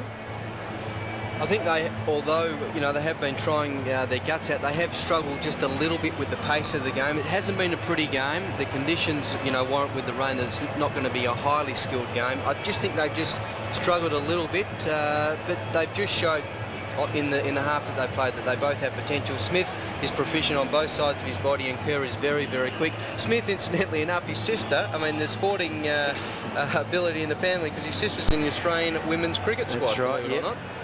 We just saw young Daniel Kerr actually sitting on the bench, so Ken Judge deciding just to give him a little bit of a rest. But for our 2 young fellas, very impressive first-up performances. And always more difficult when there's an edge to the game. There has been an edge in that second term in particular. Young blokes in their first game, and suddenly there's a bit happening around with some of the old heads getting a bit narky with each other. So they've just had to ease their way in trying circumstances. And the conditions not helping either. I suppose at this time of the year in Perth, you don't expect much rain. In fact, this would be the first rain we've had in Perth for about 3 or 4 weeks. Speaking of old heads, Dennis, the Kangaroos have David King and Anthony Stevens both in the centre. Looks like McKernan having a crack in the ruck too. Start of the second half, and they've amended the scoreline. So the Eagles now lead by a point. It's 4-10 to 5-3. The ball still inside the centre square, and Conowitz, the first kick of the second half, sends it wide towards the outside half-forward flank. Haynes initially led in the race. Archer does pretty well and knocks it towards the boundary line. And I'd suggest that's a free kick, and it is. So the umpires showing consistency there. Haynes knocked off in the first half, the beneficiary this time, as he comes back towards the middle, and the mark again is taken by Wilson. There's a free there, Dennis, for holding. I'm not sure if it was on Wilson, but it goes to Simpson. Might have just been off the impact zone there that Wilson attended, but would have been a shot for goal, wouldn't it, for Wilson? He's been impressive. That's right. Pickett kicks it up towards the wing, close to the boundary line, and out it goes. So a throw in. Speaking of Byron Pickett, Chad Morrison's gone down forward line now, and Pickett's picking up him now. Morrison normally plays pretty wide of his opponent. I don't think you'll find that with Pickett. McKernan, now some hanging on there. How do they see it? It's going to the West Coast Eagles to be taken by Antonowitz. You're half a sniff to get a free if you put yourself in the action. Well, that's right, isn't Dennis. it? The problem here for Tonovich, he's just got nobody to kick to on the half-forward line.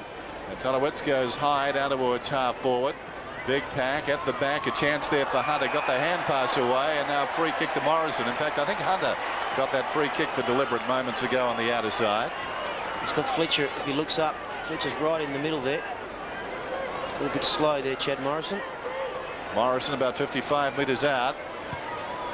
Only 2 men down in the goal square. One of them is this man, Hunter, throws it on the boot, and it bounces through for a goal.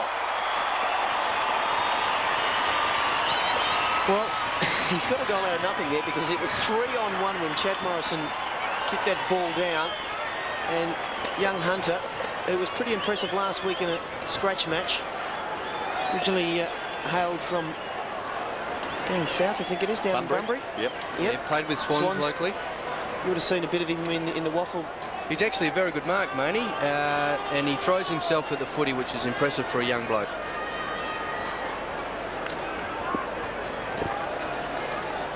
So the lead is 7 points. The West Coast Eagles taking it right up to the big reputations of the Kangaroos. Harvey feeds a hand pass back. Stevens sends the ball inside the 50. Rocker goes up. Could have got a free kick. Nothing doing. Chance for Harvey. That was clever. It didn't come off, though. It comes back to him. In the pocket, Brent Harvey tugs it around the corner. Wirrapunda reaches over Smith and knocks the ball across the behind line. Thought for a moment it had gone out, but it is a behind, so 6 points the difference. But Harvey trying to go with the outside of the boot and get it past the oncoming Eagle there. Just missed out. This is Banfield. McIntosh goes wide. Jones needs to stretch, and he does. Rowan Jones, such a hard-working young player, comes back to the middle. Chambers wanted it most, stepped around his opponent King, goes to the ground. The hand pass not effective though. Watt gets the hand pass to Colbert. Colbert, the little chip out wide. This is King. King on the boundary line. Pro being kicked out towards the 50. Dropping back out there and missing the ball was Blakey. Coming through as a result, McIntosh pulls it back towards midfield. In front, Hum couldn't control it. Harding goes to the ground. Hand passes to no one in particular. Coming up to meet the ball was Chambers. Spills to Antonowitz. The two youngsters combined. Well played by Harding. Knocks it across only as far as Hum. Hum kicks it down towards half forward. Here's a chance for Harvey again. Putting himself about Brent Harvey, possibly now the best player on the ground. Missed by Stevens. Comes to Colbert. Colbert at half back laconically. High ball. Didn't really look. Tailor-made there for Harding. That's Harding of the Eagles. Two of them on the ground now. Kicks back towards half forward. It's taken again by Harvey. Wrong foot's Hum. Settles. Kicks down towards half forward. Antonowitz did well to knock it forward. Now here's a chance for Harding. Didn't control the ball before he made his move. Antonowitz throws it on the boot. Hum couldn't control it. Knocks it across to Kemp. To Banfield. Arches the back. Gets away. Drew Banfield running down towards half forward. Well blanketed by Colbert. It ricochets down towards the pocket. Harvey put out of business. Simpson goes for the boundary line and finds it. I don't know about you, but Brent Harvey's been sitting back there, and that's almost his third position in probably about 3 minutes. Someone from the Eagles needs to go and pick him up. Don't reckon his possessions are hurting the Eagles though too much, Maney. They haven't resulted in any shots at goal. Simpson, that was clever, falling to the ground hurriedly by Hum. Very high ball. Fisted away by Sinclair. Roving the pack is Fletcher. Tugs it down towards full forward. How will it bounce? It favours the Eagles. Was it too high on Hunter? Not according to the umpires. The hand pass came from Archer. Releases King. He loves a dash. King kicks it up towards the wing. Good finish too. So often when you go for a run, it's hard to finish, but David King spotted a target. Abraham runs away with the ball then. Down towards half forward. McKernan, good grab. Unfortunately, he fell over. There's a man on Blakey. He gets to his feet. Blakey is still free. Jones overcommitted. Blakey could have gone on. He settles and will take a shot. A pretty tough kick from out there. John Blakey. He's fresh. In the rain. Slides it across the goal face. Missed down there by Rock and knocked towards the boundary by Wirrapunda. Out of bounds. And there's our ANSETT future flyer, Dylan Smith, number 6 in the draft. You're in two minds then, Blakey. Will he have a shot for goal? Probably better off just to pop it at the top of the square.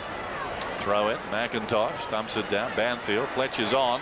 He lost it though. Couldn't get it across to him. Fletcher's still skirting the pack. It could come out to him. He's knocked over though. McIntosh with courage dives in there. Rocker on top. Ball, yeah. Well, tough one. It is a tough one. That was a tough one. A courageous man not paid. But still, he dived on the ball, and I guess, despite the conditions, the umpires showing no compassion.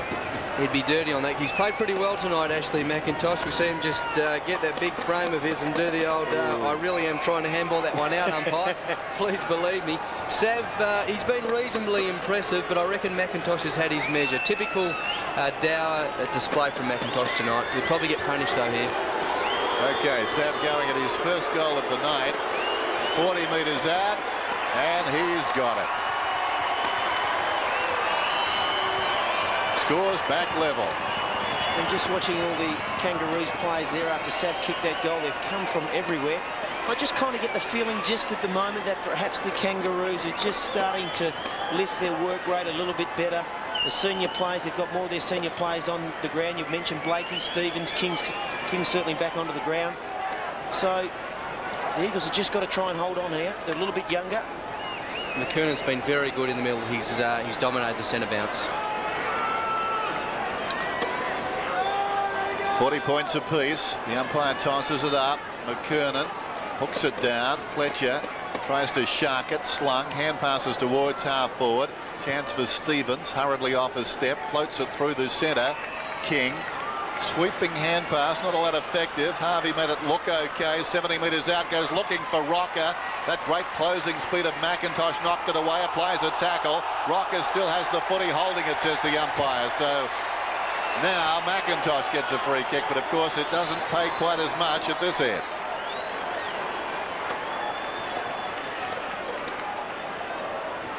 Ashley McIntosh drives it out wide.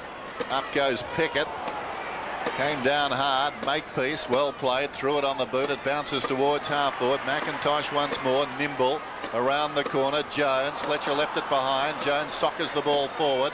Coming through is Smith, spins out of trouble, gets a hand pass away to Pickett. Pickett inside the centre square, sets it up. Wirapunda was pushed in the back, but the mark is taken by Glass.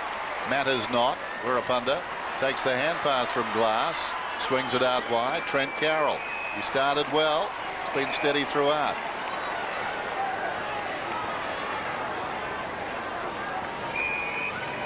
Antonowitz on his defensive 50. This is where the Eagles are falling down now. Just trying to get that longer kick, just trying to get over their half-forward line. Harding under pressure. Very high kick. Floating right near the boundary. Embley did well to give a contest. Goes after it. Thumps it forward. He'll run on again. Brilliantly picked up by Stevens. Could have been taken high. He was, and he'll get the free kick. Advantage is paid. So Makepeace across half back. Well, as it turns out, not much advantage in that kick. Sinclair over his head, but King backs up nicely, breaks away, goes towards half forward. In front, a strong mark is taken there by Watt.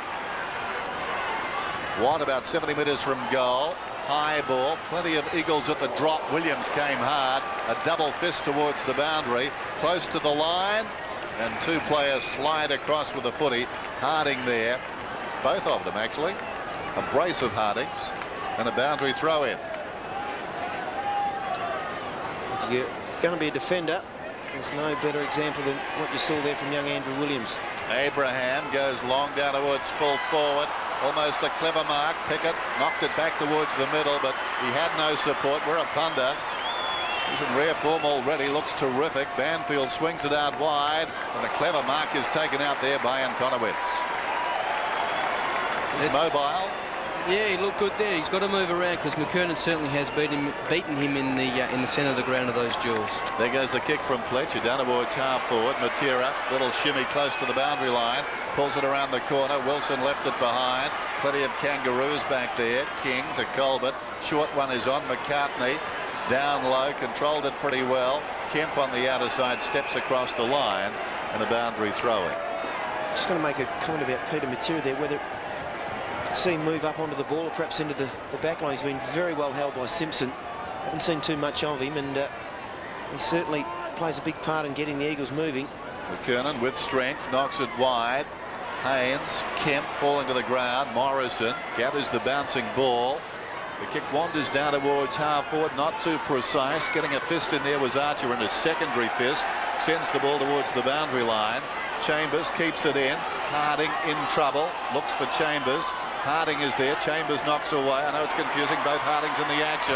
The hand pass came from Hunter to Harding. Back to Hunter. Hunter about 80 metres from goal, looking for Wilson. Hit him in the face. And the ball's out of bounds. Boundary throw in. I think you're right about Peter Matera, Chris. I reckon they do need to make a move. I reckon the game is about to be blown open by someone like a David King just through sheer explosion. So Matera in the middle will be good for the Eagles. Pickett and Matera on a collision course. Great tackle. Matera took him down, wanted a free kick.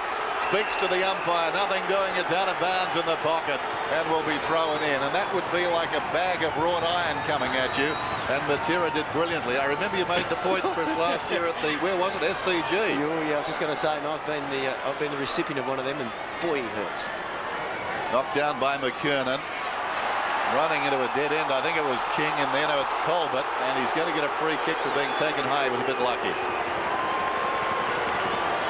Kangaroos looking for a big season from this man. Lee Colbert, injury problems, came across from the Cats where he was captain. By his standards, a disappointing year last year. I reckon they need to know where to play him, Dennis. He's an absolute utility in the true sense of the word. He can play anywhere, but I reckon it hurts him occasionally not having a settled position. Motlop dropped the mark, recovers, kicks up towards midfield. Harding, who's playing on Harding, takes the mark, gets the hand pass away. King is enjoying this suddenly. He's doing a lot of running, David King, up towards midfield. Little chip pass intended for Blakey. Coming through hard out there was Glass. Glass towards the boundary line, was tackled, lost it. It was well played by Sav Rocker. Watt tried to come back to Rocker. Harding put the body in. Rocker hasn't got the footy, surely. And the ball is out of bounds. Darren Glass has been sensational. Absolutely brilliant across that half-back line. He's been doing a lot of the bullocking work. He's not afraid to get in there. He started off pretty well last year in the pre-season games too. Ended up playing something like 14 games, so looks like he's started off a game well this year. Smith hurriedly inside the 50. Back goes Fletcher. Up comes Wirrapunda. Stopped it pretty well, and that wasn't easy. Kept his head. Got it to Fletcher. Fletcher in the back half then. Runs away. Kicks to midfield. Should have done better. Didn't look. His kicking tonight has not been good. Normally it's a feature. McKernan takes the mark. I like the look of Smith, the young bloke from the Kangaroos. Just his ability to kick about 40 metres off 2 steps was impressive. Coming back with the flight of the ball down there was Haynes. Reading it brilliantly. Wirrapunda got the hand pass back to Haynes. Haynes drives it back to midfield. Archer again. So just for the moment the Kangaroos have locked it in. Chips it out wide, breaking things up. Close to the boundary. Pratt knocks it back. Jones dives on top of it. Could have been holding it. Picked up by Haynes. Close to the line. Kicks up towards the wing. Awkward half volley. Archer didn't have the ball. Socket off the ground towards the middle there eventually by the Kangaroos. Makepeace went down.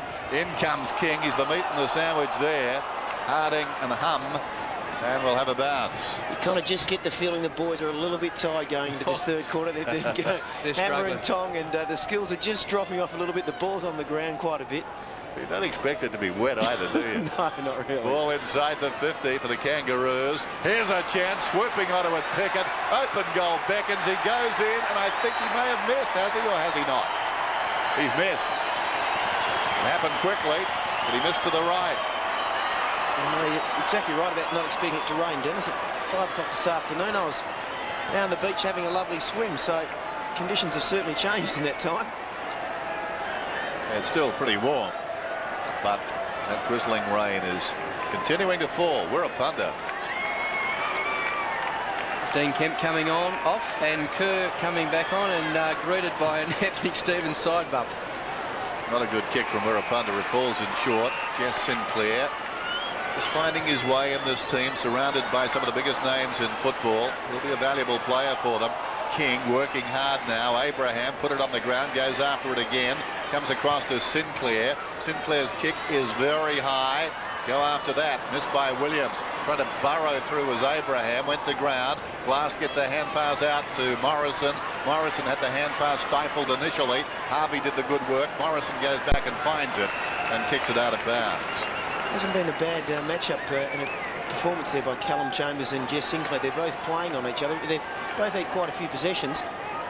And Jess Sinclair, I think it's now the 4th Fremantle Docker that's ended up at the Kangaroos. No, don't go down that path, mate, please. Boundary throw in. Fletcher hurriedly. They got one back. Peter Bell, of yes, course. yeah, no. Peter Mann. Boundary throw in. Right on the 50. Rucks lock up. McKernan. It's going to be a free kick, and it's going to Antonowitz. Yeah, that was definitely on. Corey's taken a big, huge handful of Antonowicz's jumper there.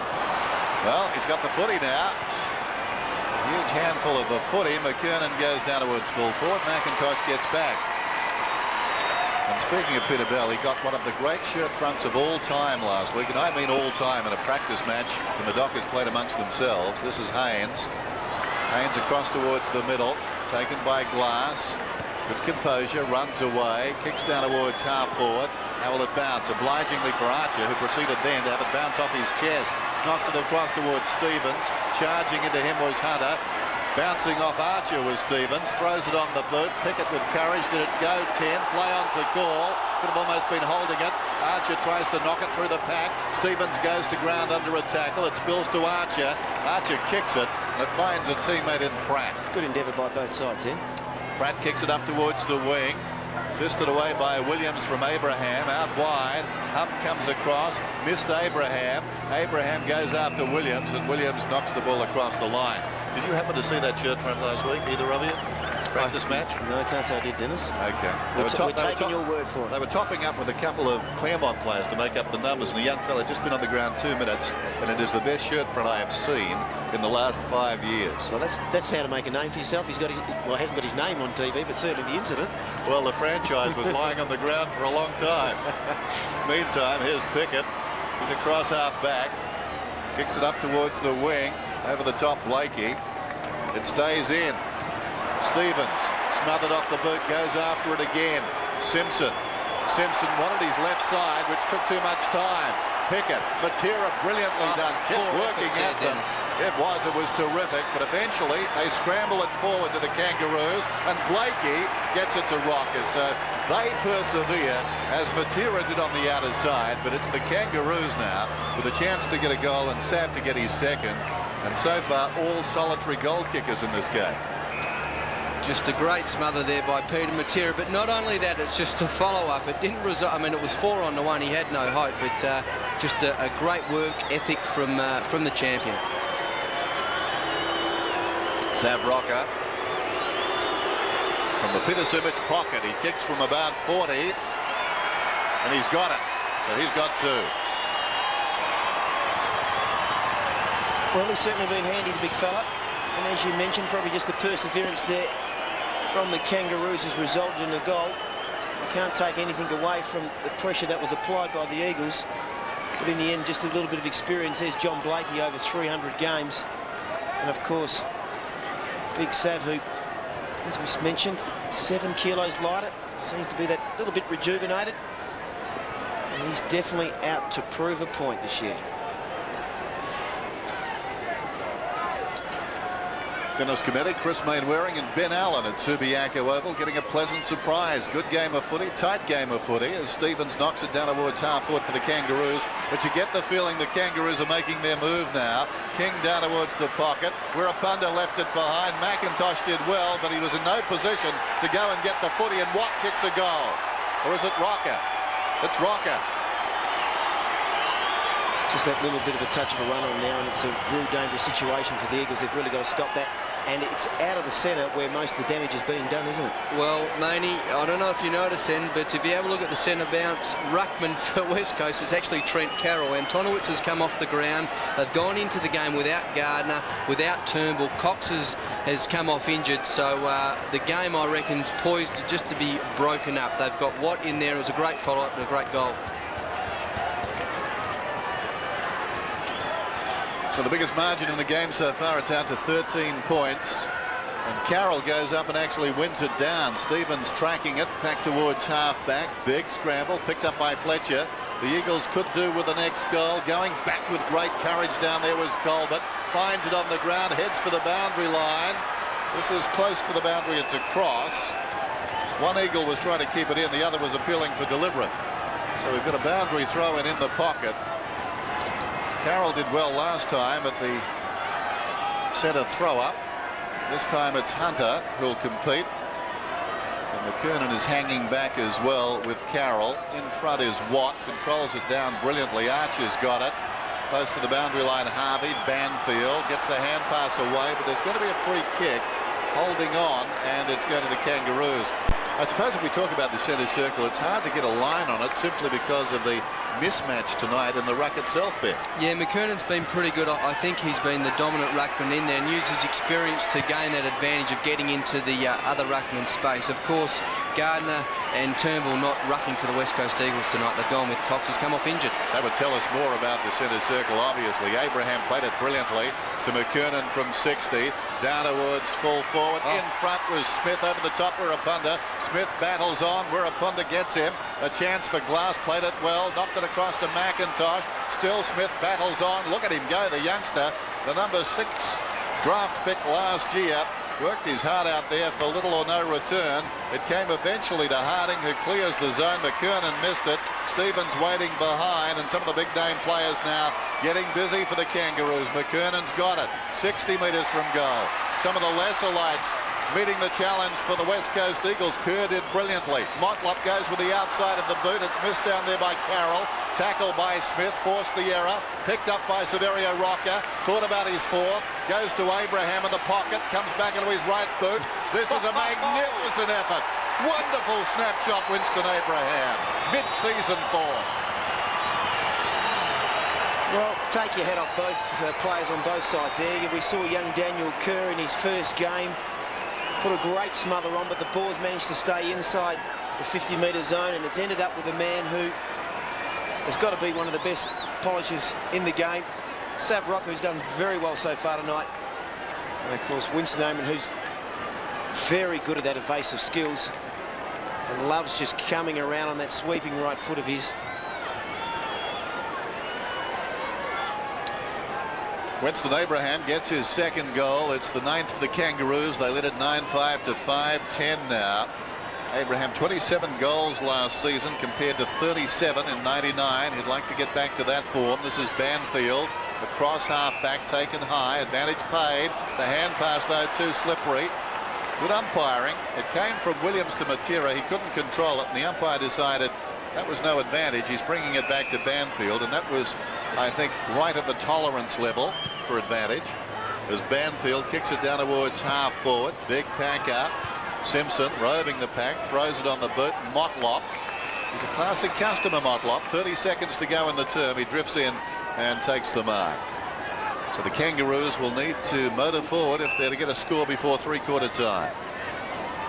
I notice Embley's cramped up. He won't be the last either. Motlop kicking towards centre half forward. Dying seconds of the term. McKernan was worked out of it. McIntosh comes through. Sockers off the ground. Leading in the race out there initially was Haynes. Coming through is Cochrane. Cochrane picks up the ball close to the boundary line. Brought down solidly by Hum. Loose ball spills wide of the pack. Morrison, good poise. The kick, though, not particularly effective. Abraham getting an appetite out there. Coming through Fletcher. There's the siren. Good term. And the Kangaroos, particularly in the last 7 or 8 minutes, looking pretty impressive. They met the challenge. The West Coast Eagles sticking with them, but the Kangaroos just pulling away in the latter half of the term. Sav Rocker has 3 goals now. Abraham has 2. And that pair have broken the game a little apart. 9-5, 5-10.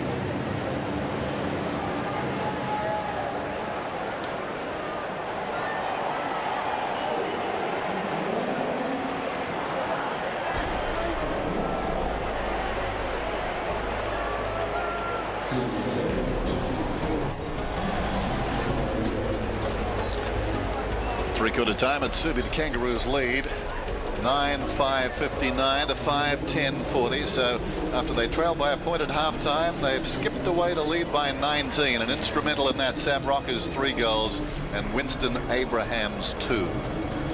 So the huddles are breaking up. Ken Judge still putting a word to his charges, but the Kangaroos on their way out for the final term. Let's go down to Adrian Barrage, who has another well-known face, a former Docker, now a Kangaroo. Thanks, Dan. Yes, Matthew Spider Burton. Spider, welcome to the coverage. Just tell us about your hand, first of all. What's happened and when will you be back? Yeah, I did this about 10 days ago in the boxing ring, and I got another about 3 or 4 more weeks out, so just back in time for the season proper. The boys are looking okay today, starting to get a move on now. Yeah, the last 10 minutes of that quarter was excellent. We kicked some goals and started to play real well. Yeah, Sav's had a couple of kicks too. That's good for the club. Yeah, he's had a lot of kicks and 3 goals to this point in time, or maybe 2, but he's been great. Dennis is happy with him. Any of the kids impressed you? Dylan Smith's been excellent tonight. Yeah, I think Jess Sinclair's been pretty good on his wing.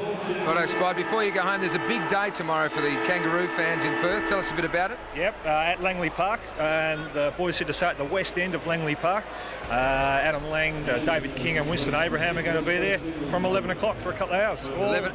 You don't have to be a member or anything, but get on down there if you're a North Melbourne supporter and say hello to the boys. Fantastic, Spide. Can't wait to see you back. 11 a.m. Langley Park for all the Kangaroos fans. You'll be there, Spide? No, I've got to go home. Oh, you're going to go and have treatment. Good on you, mate. Dan, from the boundary, and Spide, back to you. Yes, thanks, Adrian. Dylan Smith, 7 possessions so far. The youngster, one of our ANSETT future flyers. I know the Smith family watching back in Melbourne at Channel 7. Proud cousin, Brad, producer with Channel 7's footy. He's having a good game so far. Up against quality opposition, which makes it more worthy. We'll have learnt a lot tonight. Wirapunda's been in very good form, and he's not half-hearted, Wirapunda. He's come back to play good football because he's missed the last 9.5 months. Start of the final term then. West Coast Eagles with a job to do, and Corey McKinnon gets a free kick immediately. Plays on. Probing kick inside the 50. Oh, almost a great mark taken down there by Rocker. Not paid. Off the ground by Blakey. Hits the post. The second poster of the game. The Eagles have had one. I think the Kangaroos will be looking to finish this game off pretty early in the piece, Dennis, with McKernan, Stevens, Harvey and King starting that quarter in the centre. Almost a mark there to Big Sav. Suddenly he's got a taste for it. There goes McIntosh wide towards the outer side, reaching over the top and knocking away as Watt. The ball goes out of bounds.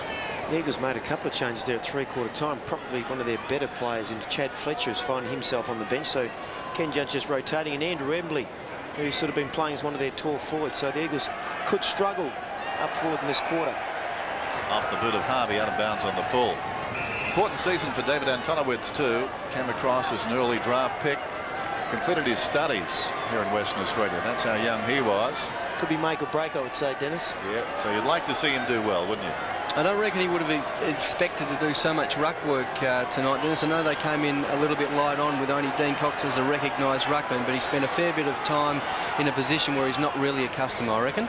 Yep, Banfield, high ball around the outer side. Watt was up, missed it, found it on the ground, couldn't control it. Close to the boundary line, Hunter tries to stop it. Simpson missed it. Picked up by Antonowitz. Hurried kick up towards the wing. Bounces close towards the boundary line. Coming through as Munro, upended. And Archer tracks it across the line. Dennis, the news on the Eagles ruckman Dean Cox, he did have a hit on his knee, but it's not serious apparently, but obviously not going to play any further part in this game. Thanks, Barrett. Boundary throw in. Taken by Antonowitz. Hand passes back towards the boundary. Out it goes. Now, Barra, I believe you've been thwarted in your endeavours to find out about those reports. Yes, apparently, Dennis, there were several reports, but at this stage I can't get it out of the umpires, but I haven't given up hope. I'm going to try again. Well, they're very good to thwart you. Archer gets a hand pass out. After it goes Harvey. Interesting hand pass. Gives it to Simpson hurriedly around the boundary outer side. Coming up to meet the bouncing ball, McKernan. Back to King. King gave them some life in that third term. After it goes Glass. Much improved player on tonight, certainly. Gets it away to Harding. He's fitting in nicely. Drives it around the outer side boundary line. Coming through is Matera. It's going to be a free kick, I think, or is it out of bounds? It's a free kick. Yep. Peter Matera. Well, they're hoping for him just to fire a little bit in this final quarter, give the young fellas a bit of a lift. Well, on last season's exposed form, he's the leading goal kicker out there for the West Coast Eagles. Centering kick, committing hard was Wilson. He upended Colbert. It spills across towards young Miller. Miller goes down towards half forward. It runs free at the back. Both the man coming up the ground, Morrison, and Simpson let it go. As a result, the beneficiary is Matera. Floats one down towards full forward, but Stevens goes back and takes the timely mark. We didn't see much of Troy Wilson in that third quarter, did we? It only went into the West Coast Eagles forward 56 times compared to 16 to the Kangaroos, so they were dominant that third quarter. Simpson kicked it around the outer side, cleverly played out there by Abraham, and King was taken high, and he'll get the free. He was the spark, really, I think, David King. Yep. He just breaks the line very well with his pace. When he gets possession of the footy, he just goes hard for the first 10 and just gets away from anyone that wants to lay a hand on him. Smith to Motlop, 55 metres out. Good-looking kick to Wirapunda goes back. That's class. Unhurried, just let the ball come to him. Players coming from all angles. He's just clutching his left hamstring, Dennis. I don't want to be the bearer of bad news. Let's hope he's okay. It was a lazy kick. Pickett comes back towards the middle. Down goes Harvey. Through comes Motlop. Swings it too much. And behind. How's he looking? Yeah. I think he's okay. He's just got a bit of a knock, maybe. Yeah, hopefully it's a knock, not a little twinge. But it's as though he hasn't been away, isn't it? He can play, the boy, there's no question. He's worried about something. He's shaking his leg down there, and now there's going to be a free kick to the Eagles up the ground. That's going to Kangaroos, is it? Why is he bringing the ball back from where it was? Surely that penalises the Kangaroos. Ben, can you write an essay on that? There goes the kick it from Pickett down towards the full forward area. Grabbed there by Smith, who pulls it back. Taken in the square by Pratt, and the youngster kicks the goal. Well, we're all a little bit dumbfounded on what happened there, but what has resulted is a goal to young Daniel Pratt, and it looks like David Wirapunda is coming off the ground. So, Ben, it looks like your analysis of his injury could be spot on there. Well, not bad for Mutto. I'm sure the supporters will be happy. It's higher up on his leg, not near his foot anyway. And young Daniel Pratt, ex-Queensland under-18, he's actually their youngest team member, so probably pretty lucky to find himself in the side here tonight. 10-7, 5-10. Kangaroos with their experience and their class just starting to pull away now. Thrown up in the centre. McKernan comes charging in, wins it. Knocked on by King towards half forward. Trapped down there by Watt. Trying to soccer it off the ground was Miller. Going after it is Fletcher. It's going to be a free kick come back to Blakey, though, here for the Kangaroos. Some of these boys playing for the Eagles tonight. And, of course, I guess for the other team as well, as we see Smith signalling to the bench. I think he's got a problem with a hamstring. As Blakey kicks inside the 50. Grabbed down there by Hum, hurriedly kicks it back towards the wing, helped on its way by Miller. They come from all directions. Antonowitz and Makepeace. Makepeace played it well. Motlop to King. King's high ball down towards Rocker. Rocker camped in front, angled away by McIntosh and out of bounds. That may be more than a hamstring, is it? As Smith hobbles off the ground, aided by a trainer. Back comes Sinclair. So Dylan Smith off the ground. Hopefully he's okay. Barrow will be across to find out quickly. Hot property, that youngster. Top 10 pick in the draft. Jones tracks it towards the boundary. Just making the point, a lot of these guys out on the ground tonight played schoolboy football last year. Look over your right shoulder, or your left shoulder for that matter, and you see a Corey McKernan or an Anthony Stevens, Glenn Archer.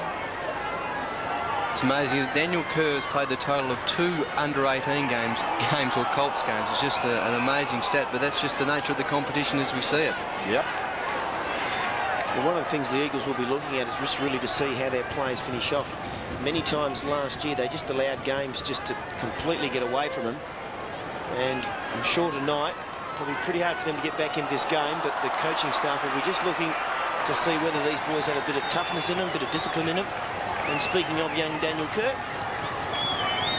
just outmarked his teammate. It was Hum who kicked in the ball, young Victorian youngster, highly thought of.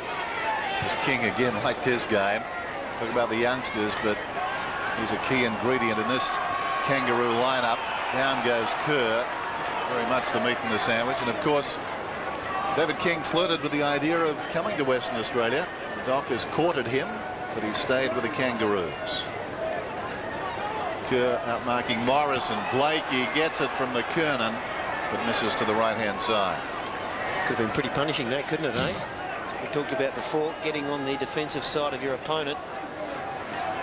Blakey almost just had a free run at the goal there. Jones lucky enough just to get some pressure on him. Had a pretty good season though, Rowan Jones, last year. He was solid, very solid. John Blakey, the other side of the ledger, talking about the youngsters, but still he gets the job done. Such a valuable player, can fulfill so many roles in any team. Interesting to note his 15 marks against Port Adelaide as Banfield takes a mark. That was in round 12 last season. The most by a Kangaroo in a single game. You think about the Careys and the McKernans, but Blakey can play tall or short on occasions. Hum towards half forward, Wilson on the lead.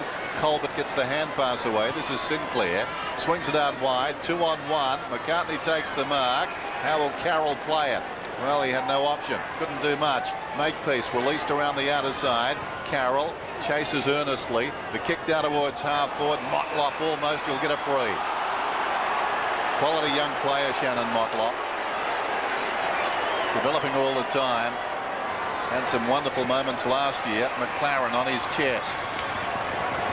That was a good little pass, Dennis, from Motlop. You mentioned, I reckon you're a bit of a rap for him, but that's almost one of the most difficult kicks in the game to get right. When you're about 60 metres out, it doesn't look that hard. I'm sure Motlop won't make it that hard, but just have the vision just to pop it up into space. Looked easy on telly, but it's a difficult kick. Joe McLaren, former Saint, kicks off hands. It's a live ball in the square. Holding is the call, and Sav Rocker, is it? It's going to get the free kick and kick, I would imagine, his 4th goal. It's going to be a very interesting rule already tonight. We've seen quite a few incidents. I can just see Tony Lockett getting his boots out and thinking, let me at him. Do you think the new rule favours different types of full forwards?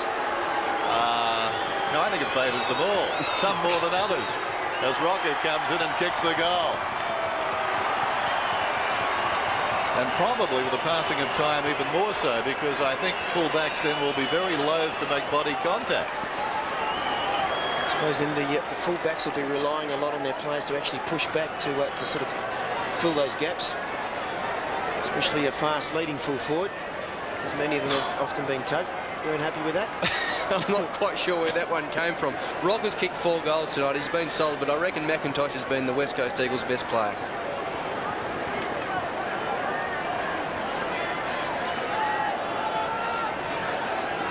Severio Rocker's got 4 goals. Well, there must have been some holding on there, I thought, in the middle, but there's no free. Either way, Carroll hurriedly onto the boot. After it goes Pickett. We've seen a lot of rule changes in recent times, but invariably they bring quite a few problems when they arrive to solve others. Coming away from half-back, the long kick from Makepeace towards half-forward. Reaching over the top down there was Glass. A scramble at the back of the pack. Nicely played by Abraham to King. King's kick inside the 50. Only as far as Jones to McIntosh. And he comes away. This is Harvey. Kangaroos applying good pressure now. Pickett, short. McLaren comes up and takes the mark on his chest. Speaking of the other rule change, Dennis, the centre bounce circle, I think it certainly favoured the Kangaroos tonight. Just McKernan with his experience, who's been able to, as the pot shot at goals just missed. Was it a goal? Just missed. I think it certainly favoured the Kangaroos tonight. Just their wily veterans that they've had in there, they've been able to just get on top of the young West Coast Eagles, the ruckman in particular with Antonowitz, and we've got Trent Carroll having a run in the ruck now, and I reckon if you added up his total time spent in the ruck, it'd be 0. I can't say Trent Carroll looks really comfortable in there, does he? Well, he didn't come to be a knock ruckman, that's for sure. Kemp finds Miller. Miller's away from half-back. Kicks up towards midfield. Coming hard was Munro. Camped in front, doing it well was Fletcher. Great positioning. Fletcher kicks down towards the 50. High bouncing ball. McCartney charging through it. Comes back to Kerr. Must have been carried forward. No free kick. Play goes on. McCartney stands up in the tackle. He's strong. Got it across to Archer, who's wrestled down. Here's Pickett. Pickett heads for the boundary line. Close. And eventually Stevens takes it across. Well, I'm amazed that Kerr didn't get a free kick there moments ago. Well, so it doesn't matter who you barrack for. I think we'd all have to agree that he slightly took him down on the side, but it was definitely forward. He did try and turn him, didn't he? Kemp goes into the pack. Bodies go in willingly. Blakey throws it on the boot up towards the wing. It's missed there by young Pratt. Harding got it to Glass, only as far as Pickett. Juggled mark, he was held in any case. He was paid the free, advantages paid. Colbert chips it across towards left half back, breaking away McLaren. Some urgency in his game. He was quiet early, although he had a job to do. Kicks inside the 50.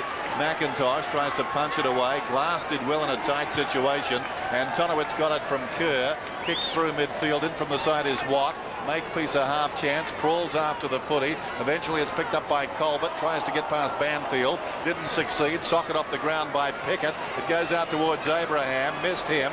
Sinclair a half chance behind then. Abraham a good shepherd. Bought some time for Sinclair. Running down towards the 50. Pulls it back towards the middle. High floating ball. McKernan, is it down there? No. Going in and getting the goal in any case is Pratt, his second. Well, I wouldn't say the floodgates are exactly opening, but I think they're open, mate. They've kicked the last. They've kicked the last 7.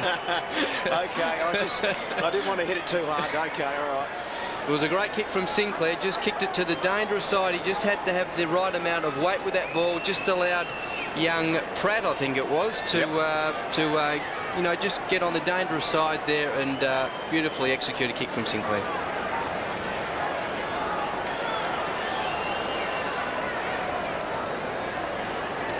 12-9, 5-10. David Wirrapunta off the ground, and also Dylan Smith. Hopefully we can get some news from Barra on both of those players. We've got a whistle, holding again. This time it's a free kick coming back to Kemp. There's Wirrapunta. I know the free kick's going towards Dean Kemp there, but the Eagles are getting beaten very much forward in the centre square. You'd think they'd have a defensive person on the bounce downs. Adrian, what news?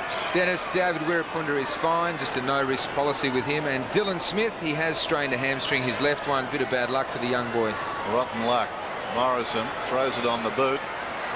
Wanders down towards full forward, and Simpson escorts it across.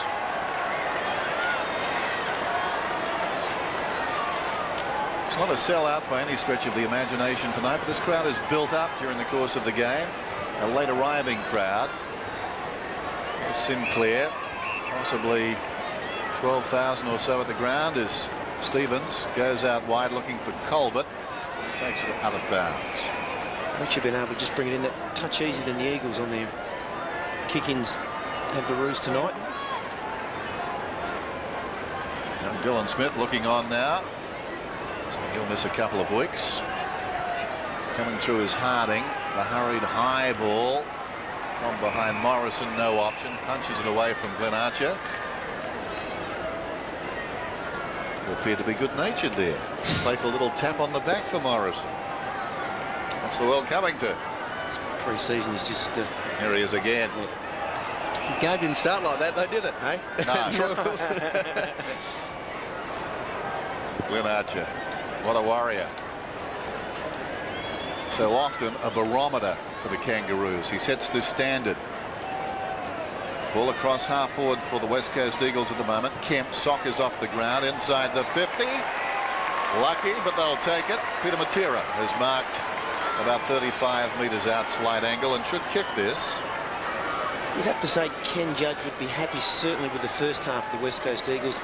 The third quarter they sort of hung in, but been a little bit disappointing this last part of the game, hasn't it? Just weight of numbers. I mean, they are so professional, North Melbourne. You look at the guys who played in all their matches last year. They're all playing tonight. Grant, Simpson, Blakey, Pickett, Harvey and King.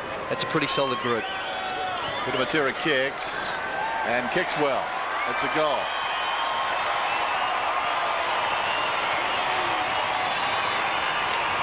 Goes without saying, a much-needed one. And Peter Matera hasn't had the best of nights. Again, has probably been, well, or fallen into the trap of getting caught out niggling a little bit. And he really is just such a better player when his mind is just completely on the ball. He's electrifying. We saw him there in his chase and tackle in his second and third efforts. And the younger fellas really want to see that out of Peter Matera. Interesting situation at the toss-up there. Only one man to the right as we looked at it. All the others congregating on the left. Kerr grabs it, kicks down towards half-forward. It pitches on the line of the square. Runs on inside the 50. Makepeace in a tight situation did well. Heads for the boundary line.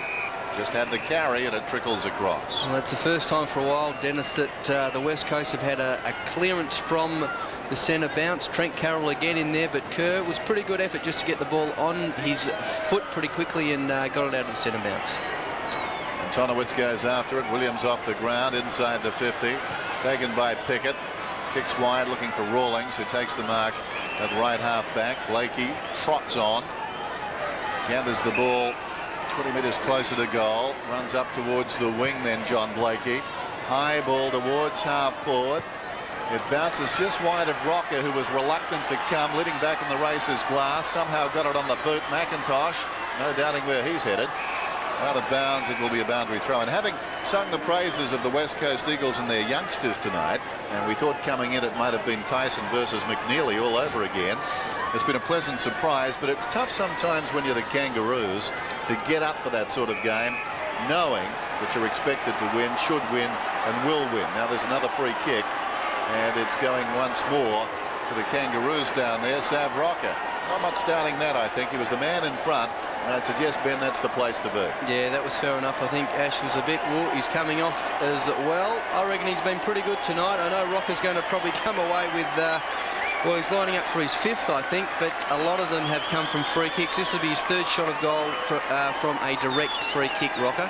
They were bringing Ashley off anyway, who had nothing to do with that incident. Yeah, I wouldn't have thought it would, but the Kangaroos, they're just a professional outfit. Every time they put on their blue and white jumper, they're out there to win. Sav Rocker kicks and narrowly misses. Nice touch, though. You show you disagree with the decision when you just leave the ground. I mean, it's beneath your dignity to stand on the mark. That's it. Didn't like it. I'm leaving. Dennis, it begs the question, you have to change your style of play if you're a fullback now under these new rules. I think you bring a kosh. Short one to Glass is a little bit risky.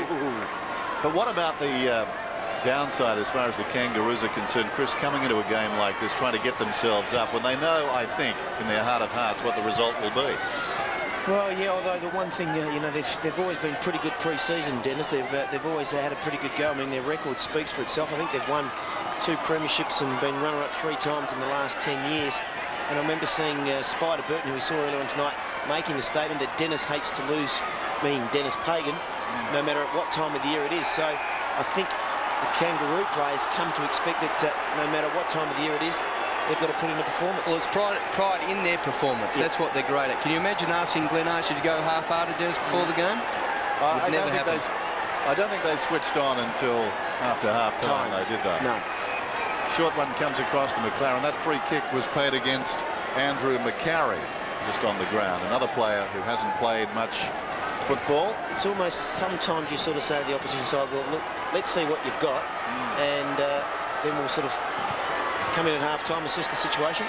McLaren's kick is very good. It's a goal.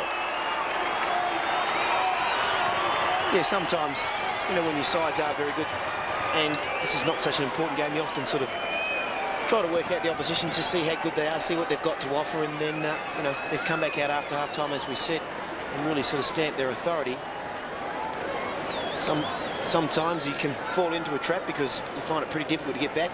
Ben, you would have played in the Hawthorn days, and you know you leave yourself a little bit short sometimes. But I think the Roos are always going to get over the top of the Eagles tonight. 13-10 plays 6-11. Kangaroos starting to pull away now. Miller hacks it out of mid-air down towards half-forward, taken by Embley on the bounce, running away from his own goal, feeds the hand pass across. Chambers runs forward at the wing, probing kick inside the 50, going back with courage with Stevens. Advantage is paid. There was more hanging on. There's been a lot of that. It's rampant. There goes the kick towards the outer side from McCartney. Camped over the ball out there. I think it was Rawlings who was clattered into. No, it was Blakey. Coming away with the crumb is Motlop. Goes to half forward, finds McLaren. Joe McLaren getting busy in this term. He'll be a handy pickup. He pulls it back towards the middle. Williams lacking support, realising it, soccers off the ground and concedes a behind. Just looking at the Kangaroos tonight, do we think they'll be a better side this year or not? Because the finals disappointing last year for them. Yeah, they were. That loss to Melbourne was certainly disappointing. Look, I think they've got their top 8 players are as good as anyone going around, Dennis. They certainly know what they're doing. They're just solid. Their good and their bad performances are very, very close together. If they get a bad spate of injuries to those top 8 players, I think they could be in a bit of trouble. But you know, out of their best side, only really Wayne, Carey and Martin are out tonight, aren't they? So it's a pretty strong team that they got in. Nicely done by Kerr. Gets it to Banfield, draws a man, goes over the top. This is Miller. He's on the wing. Plenty of support. Now it's gone past him. He goes alone. A centering kick made for Wilson. He comes from behind and takes the best mark of the night. Well, they've cramped up in unison there. It's like synchronized swimming, only it's synchronized cramping. We've got Wilson and his teammate hobbling away down there. That's Trent Carroll. There goes Wilson. That wasn't his best effort. I think he cramped up again. Now, that is a terrible feeling. He is cramping up, actually. I would say Ben at about 3 o'clock tomorrow morning is going to be very dangerous as well. Isn't that a feeling when the leg suddenly goes on you? You sound asleep. Anyway, enough of that. Enough reminiscing. Eat more spaghetti. Down goes Jones, showing courage. Diving in was McCarry. Socket off the ground there by Blakey. Blakey tracks the ball inside the 50, dragged to the ground. And there's going to be a free kick, and it's going to the Kangaroos. And I think will be taken by the veteran John Blakey. Hey, Dan, not a bad crowd here tonight for you. 16,095. Thanks, Barrett. One thing I just seem to have also noticed is that the Roos certainly seem to get their players not only deep back into offence, but they're also pushing forward very well. Whether they've got a better fitness than the Eagles at this time of the year, but they certainly seem to be running the game out a lot better than the Eagles. John Blakey directly in front. This will be his first goal if he gets it. And it's a nice finish. Actually, just looking around, this Byron Pickett's in the middle doing some stretching on his calf, so perhaps this first hit out is it's only natural, I suppose, that it does take its toll out of him. And there'll be some very sore and sorry boys tomorrow. Young Chris Miller's been quite good for the Eagles since he's come on the wing. He's been very good in certainly getting off the line there and getting through to the middle net, offering an extra man.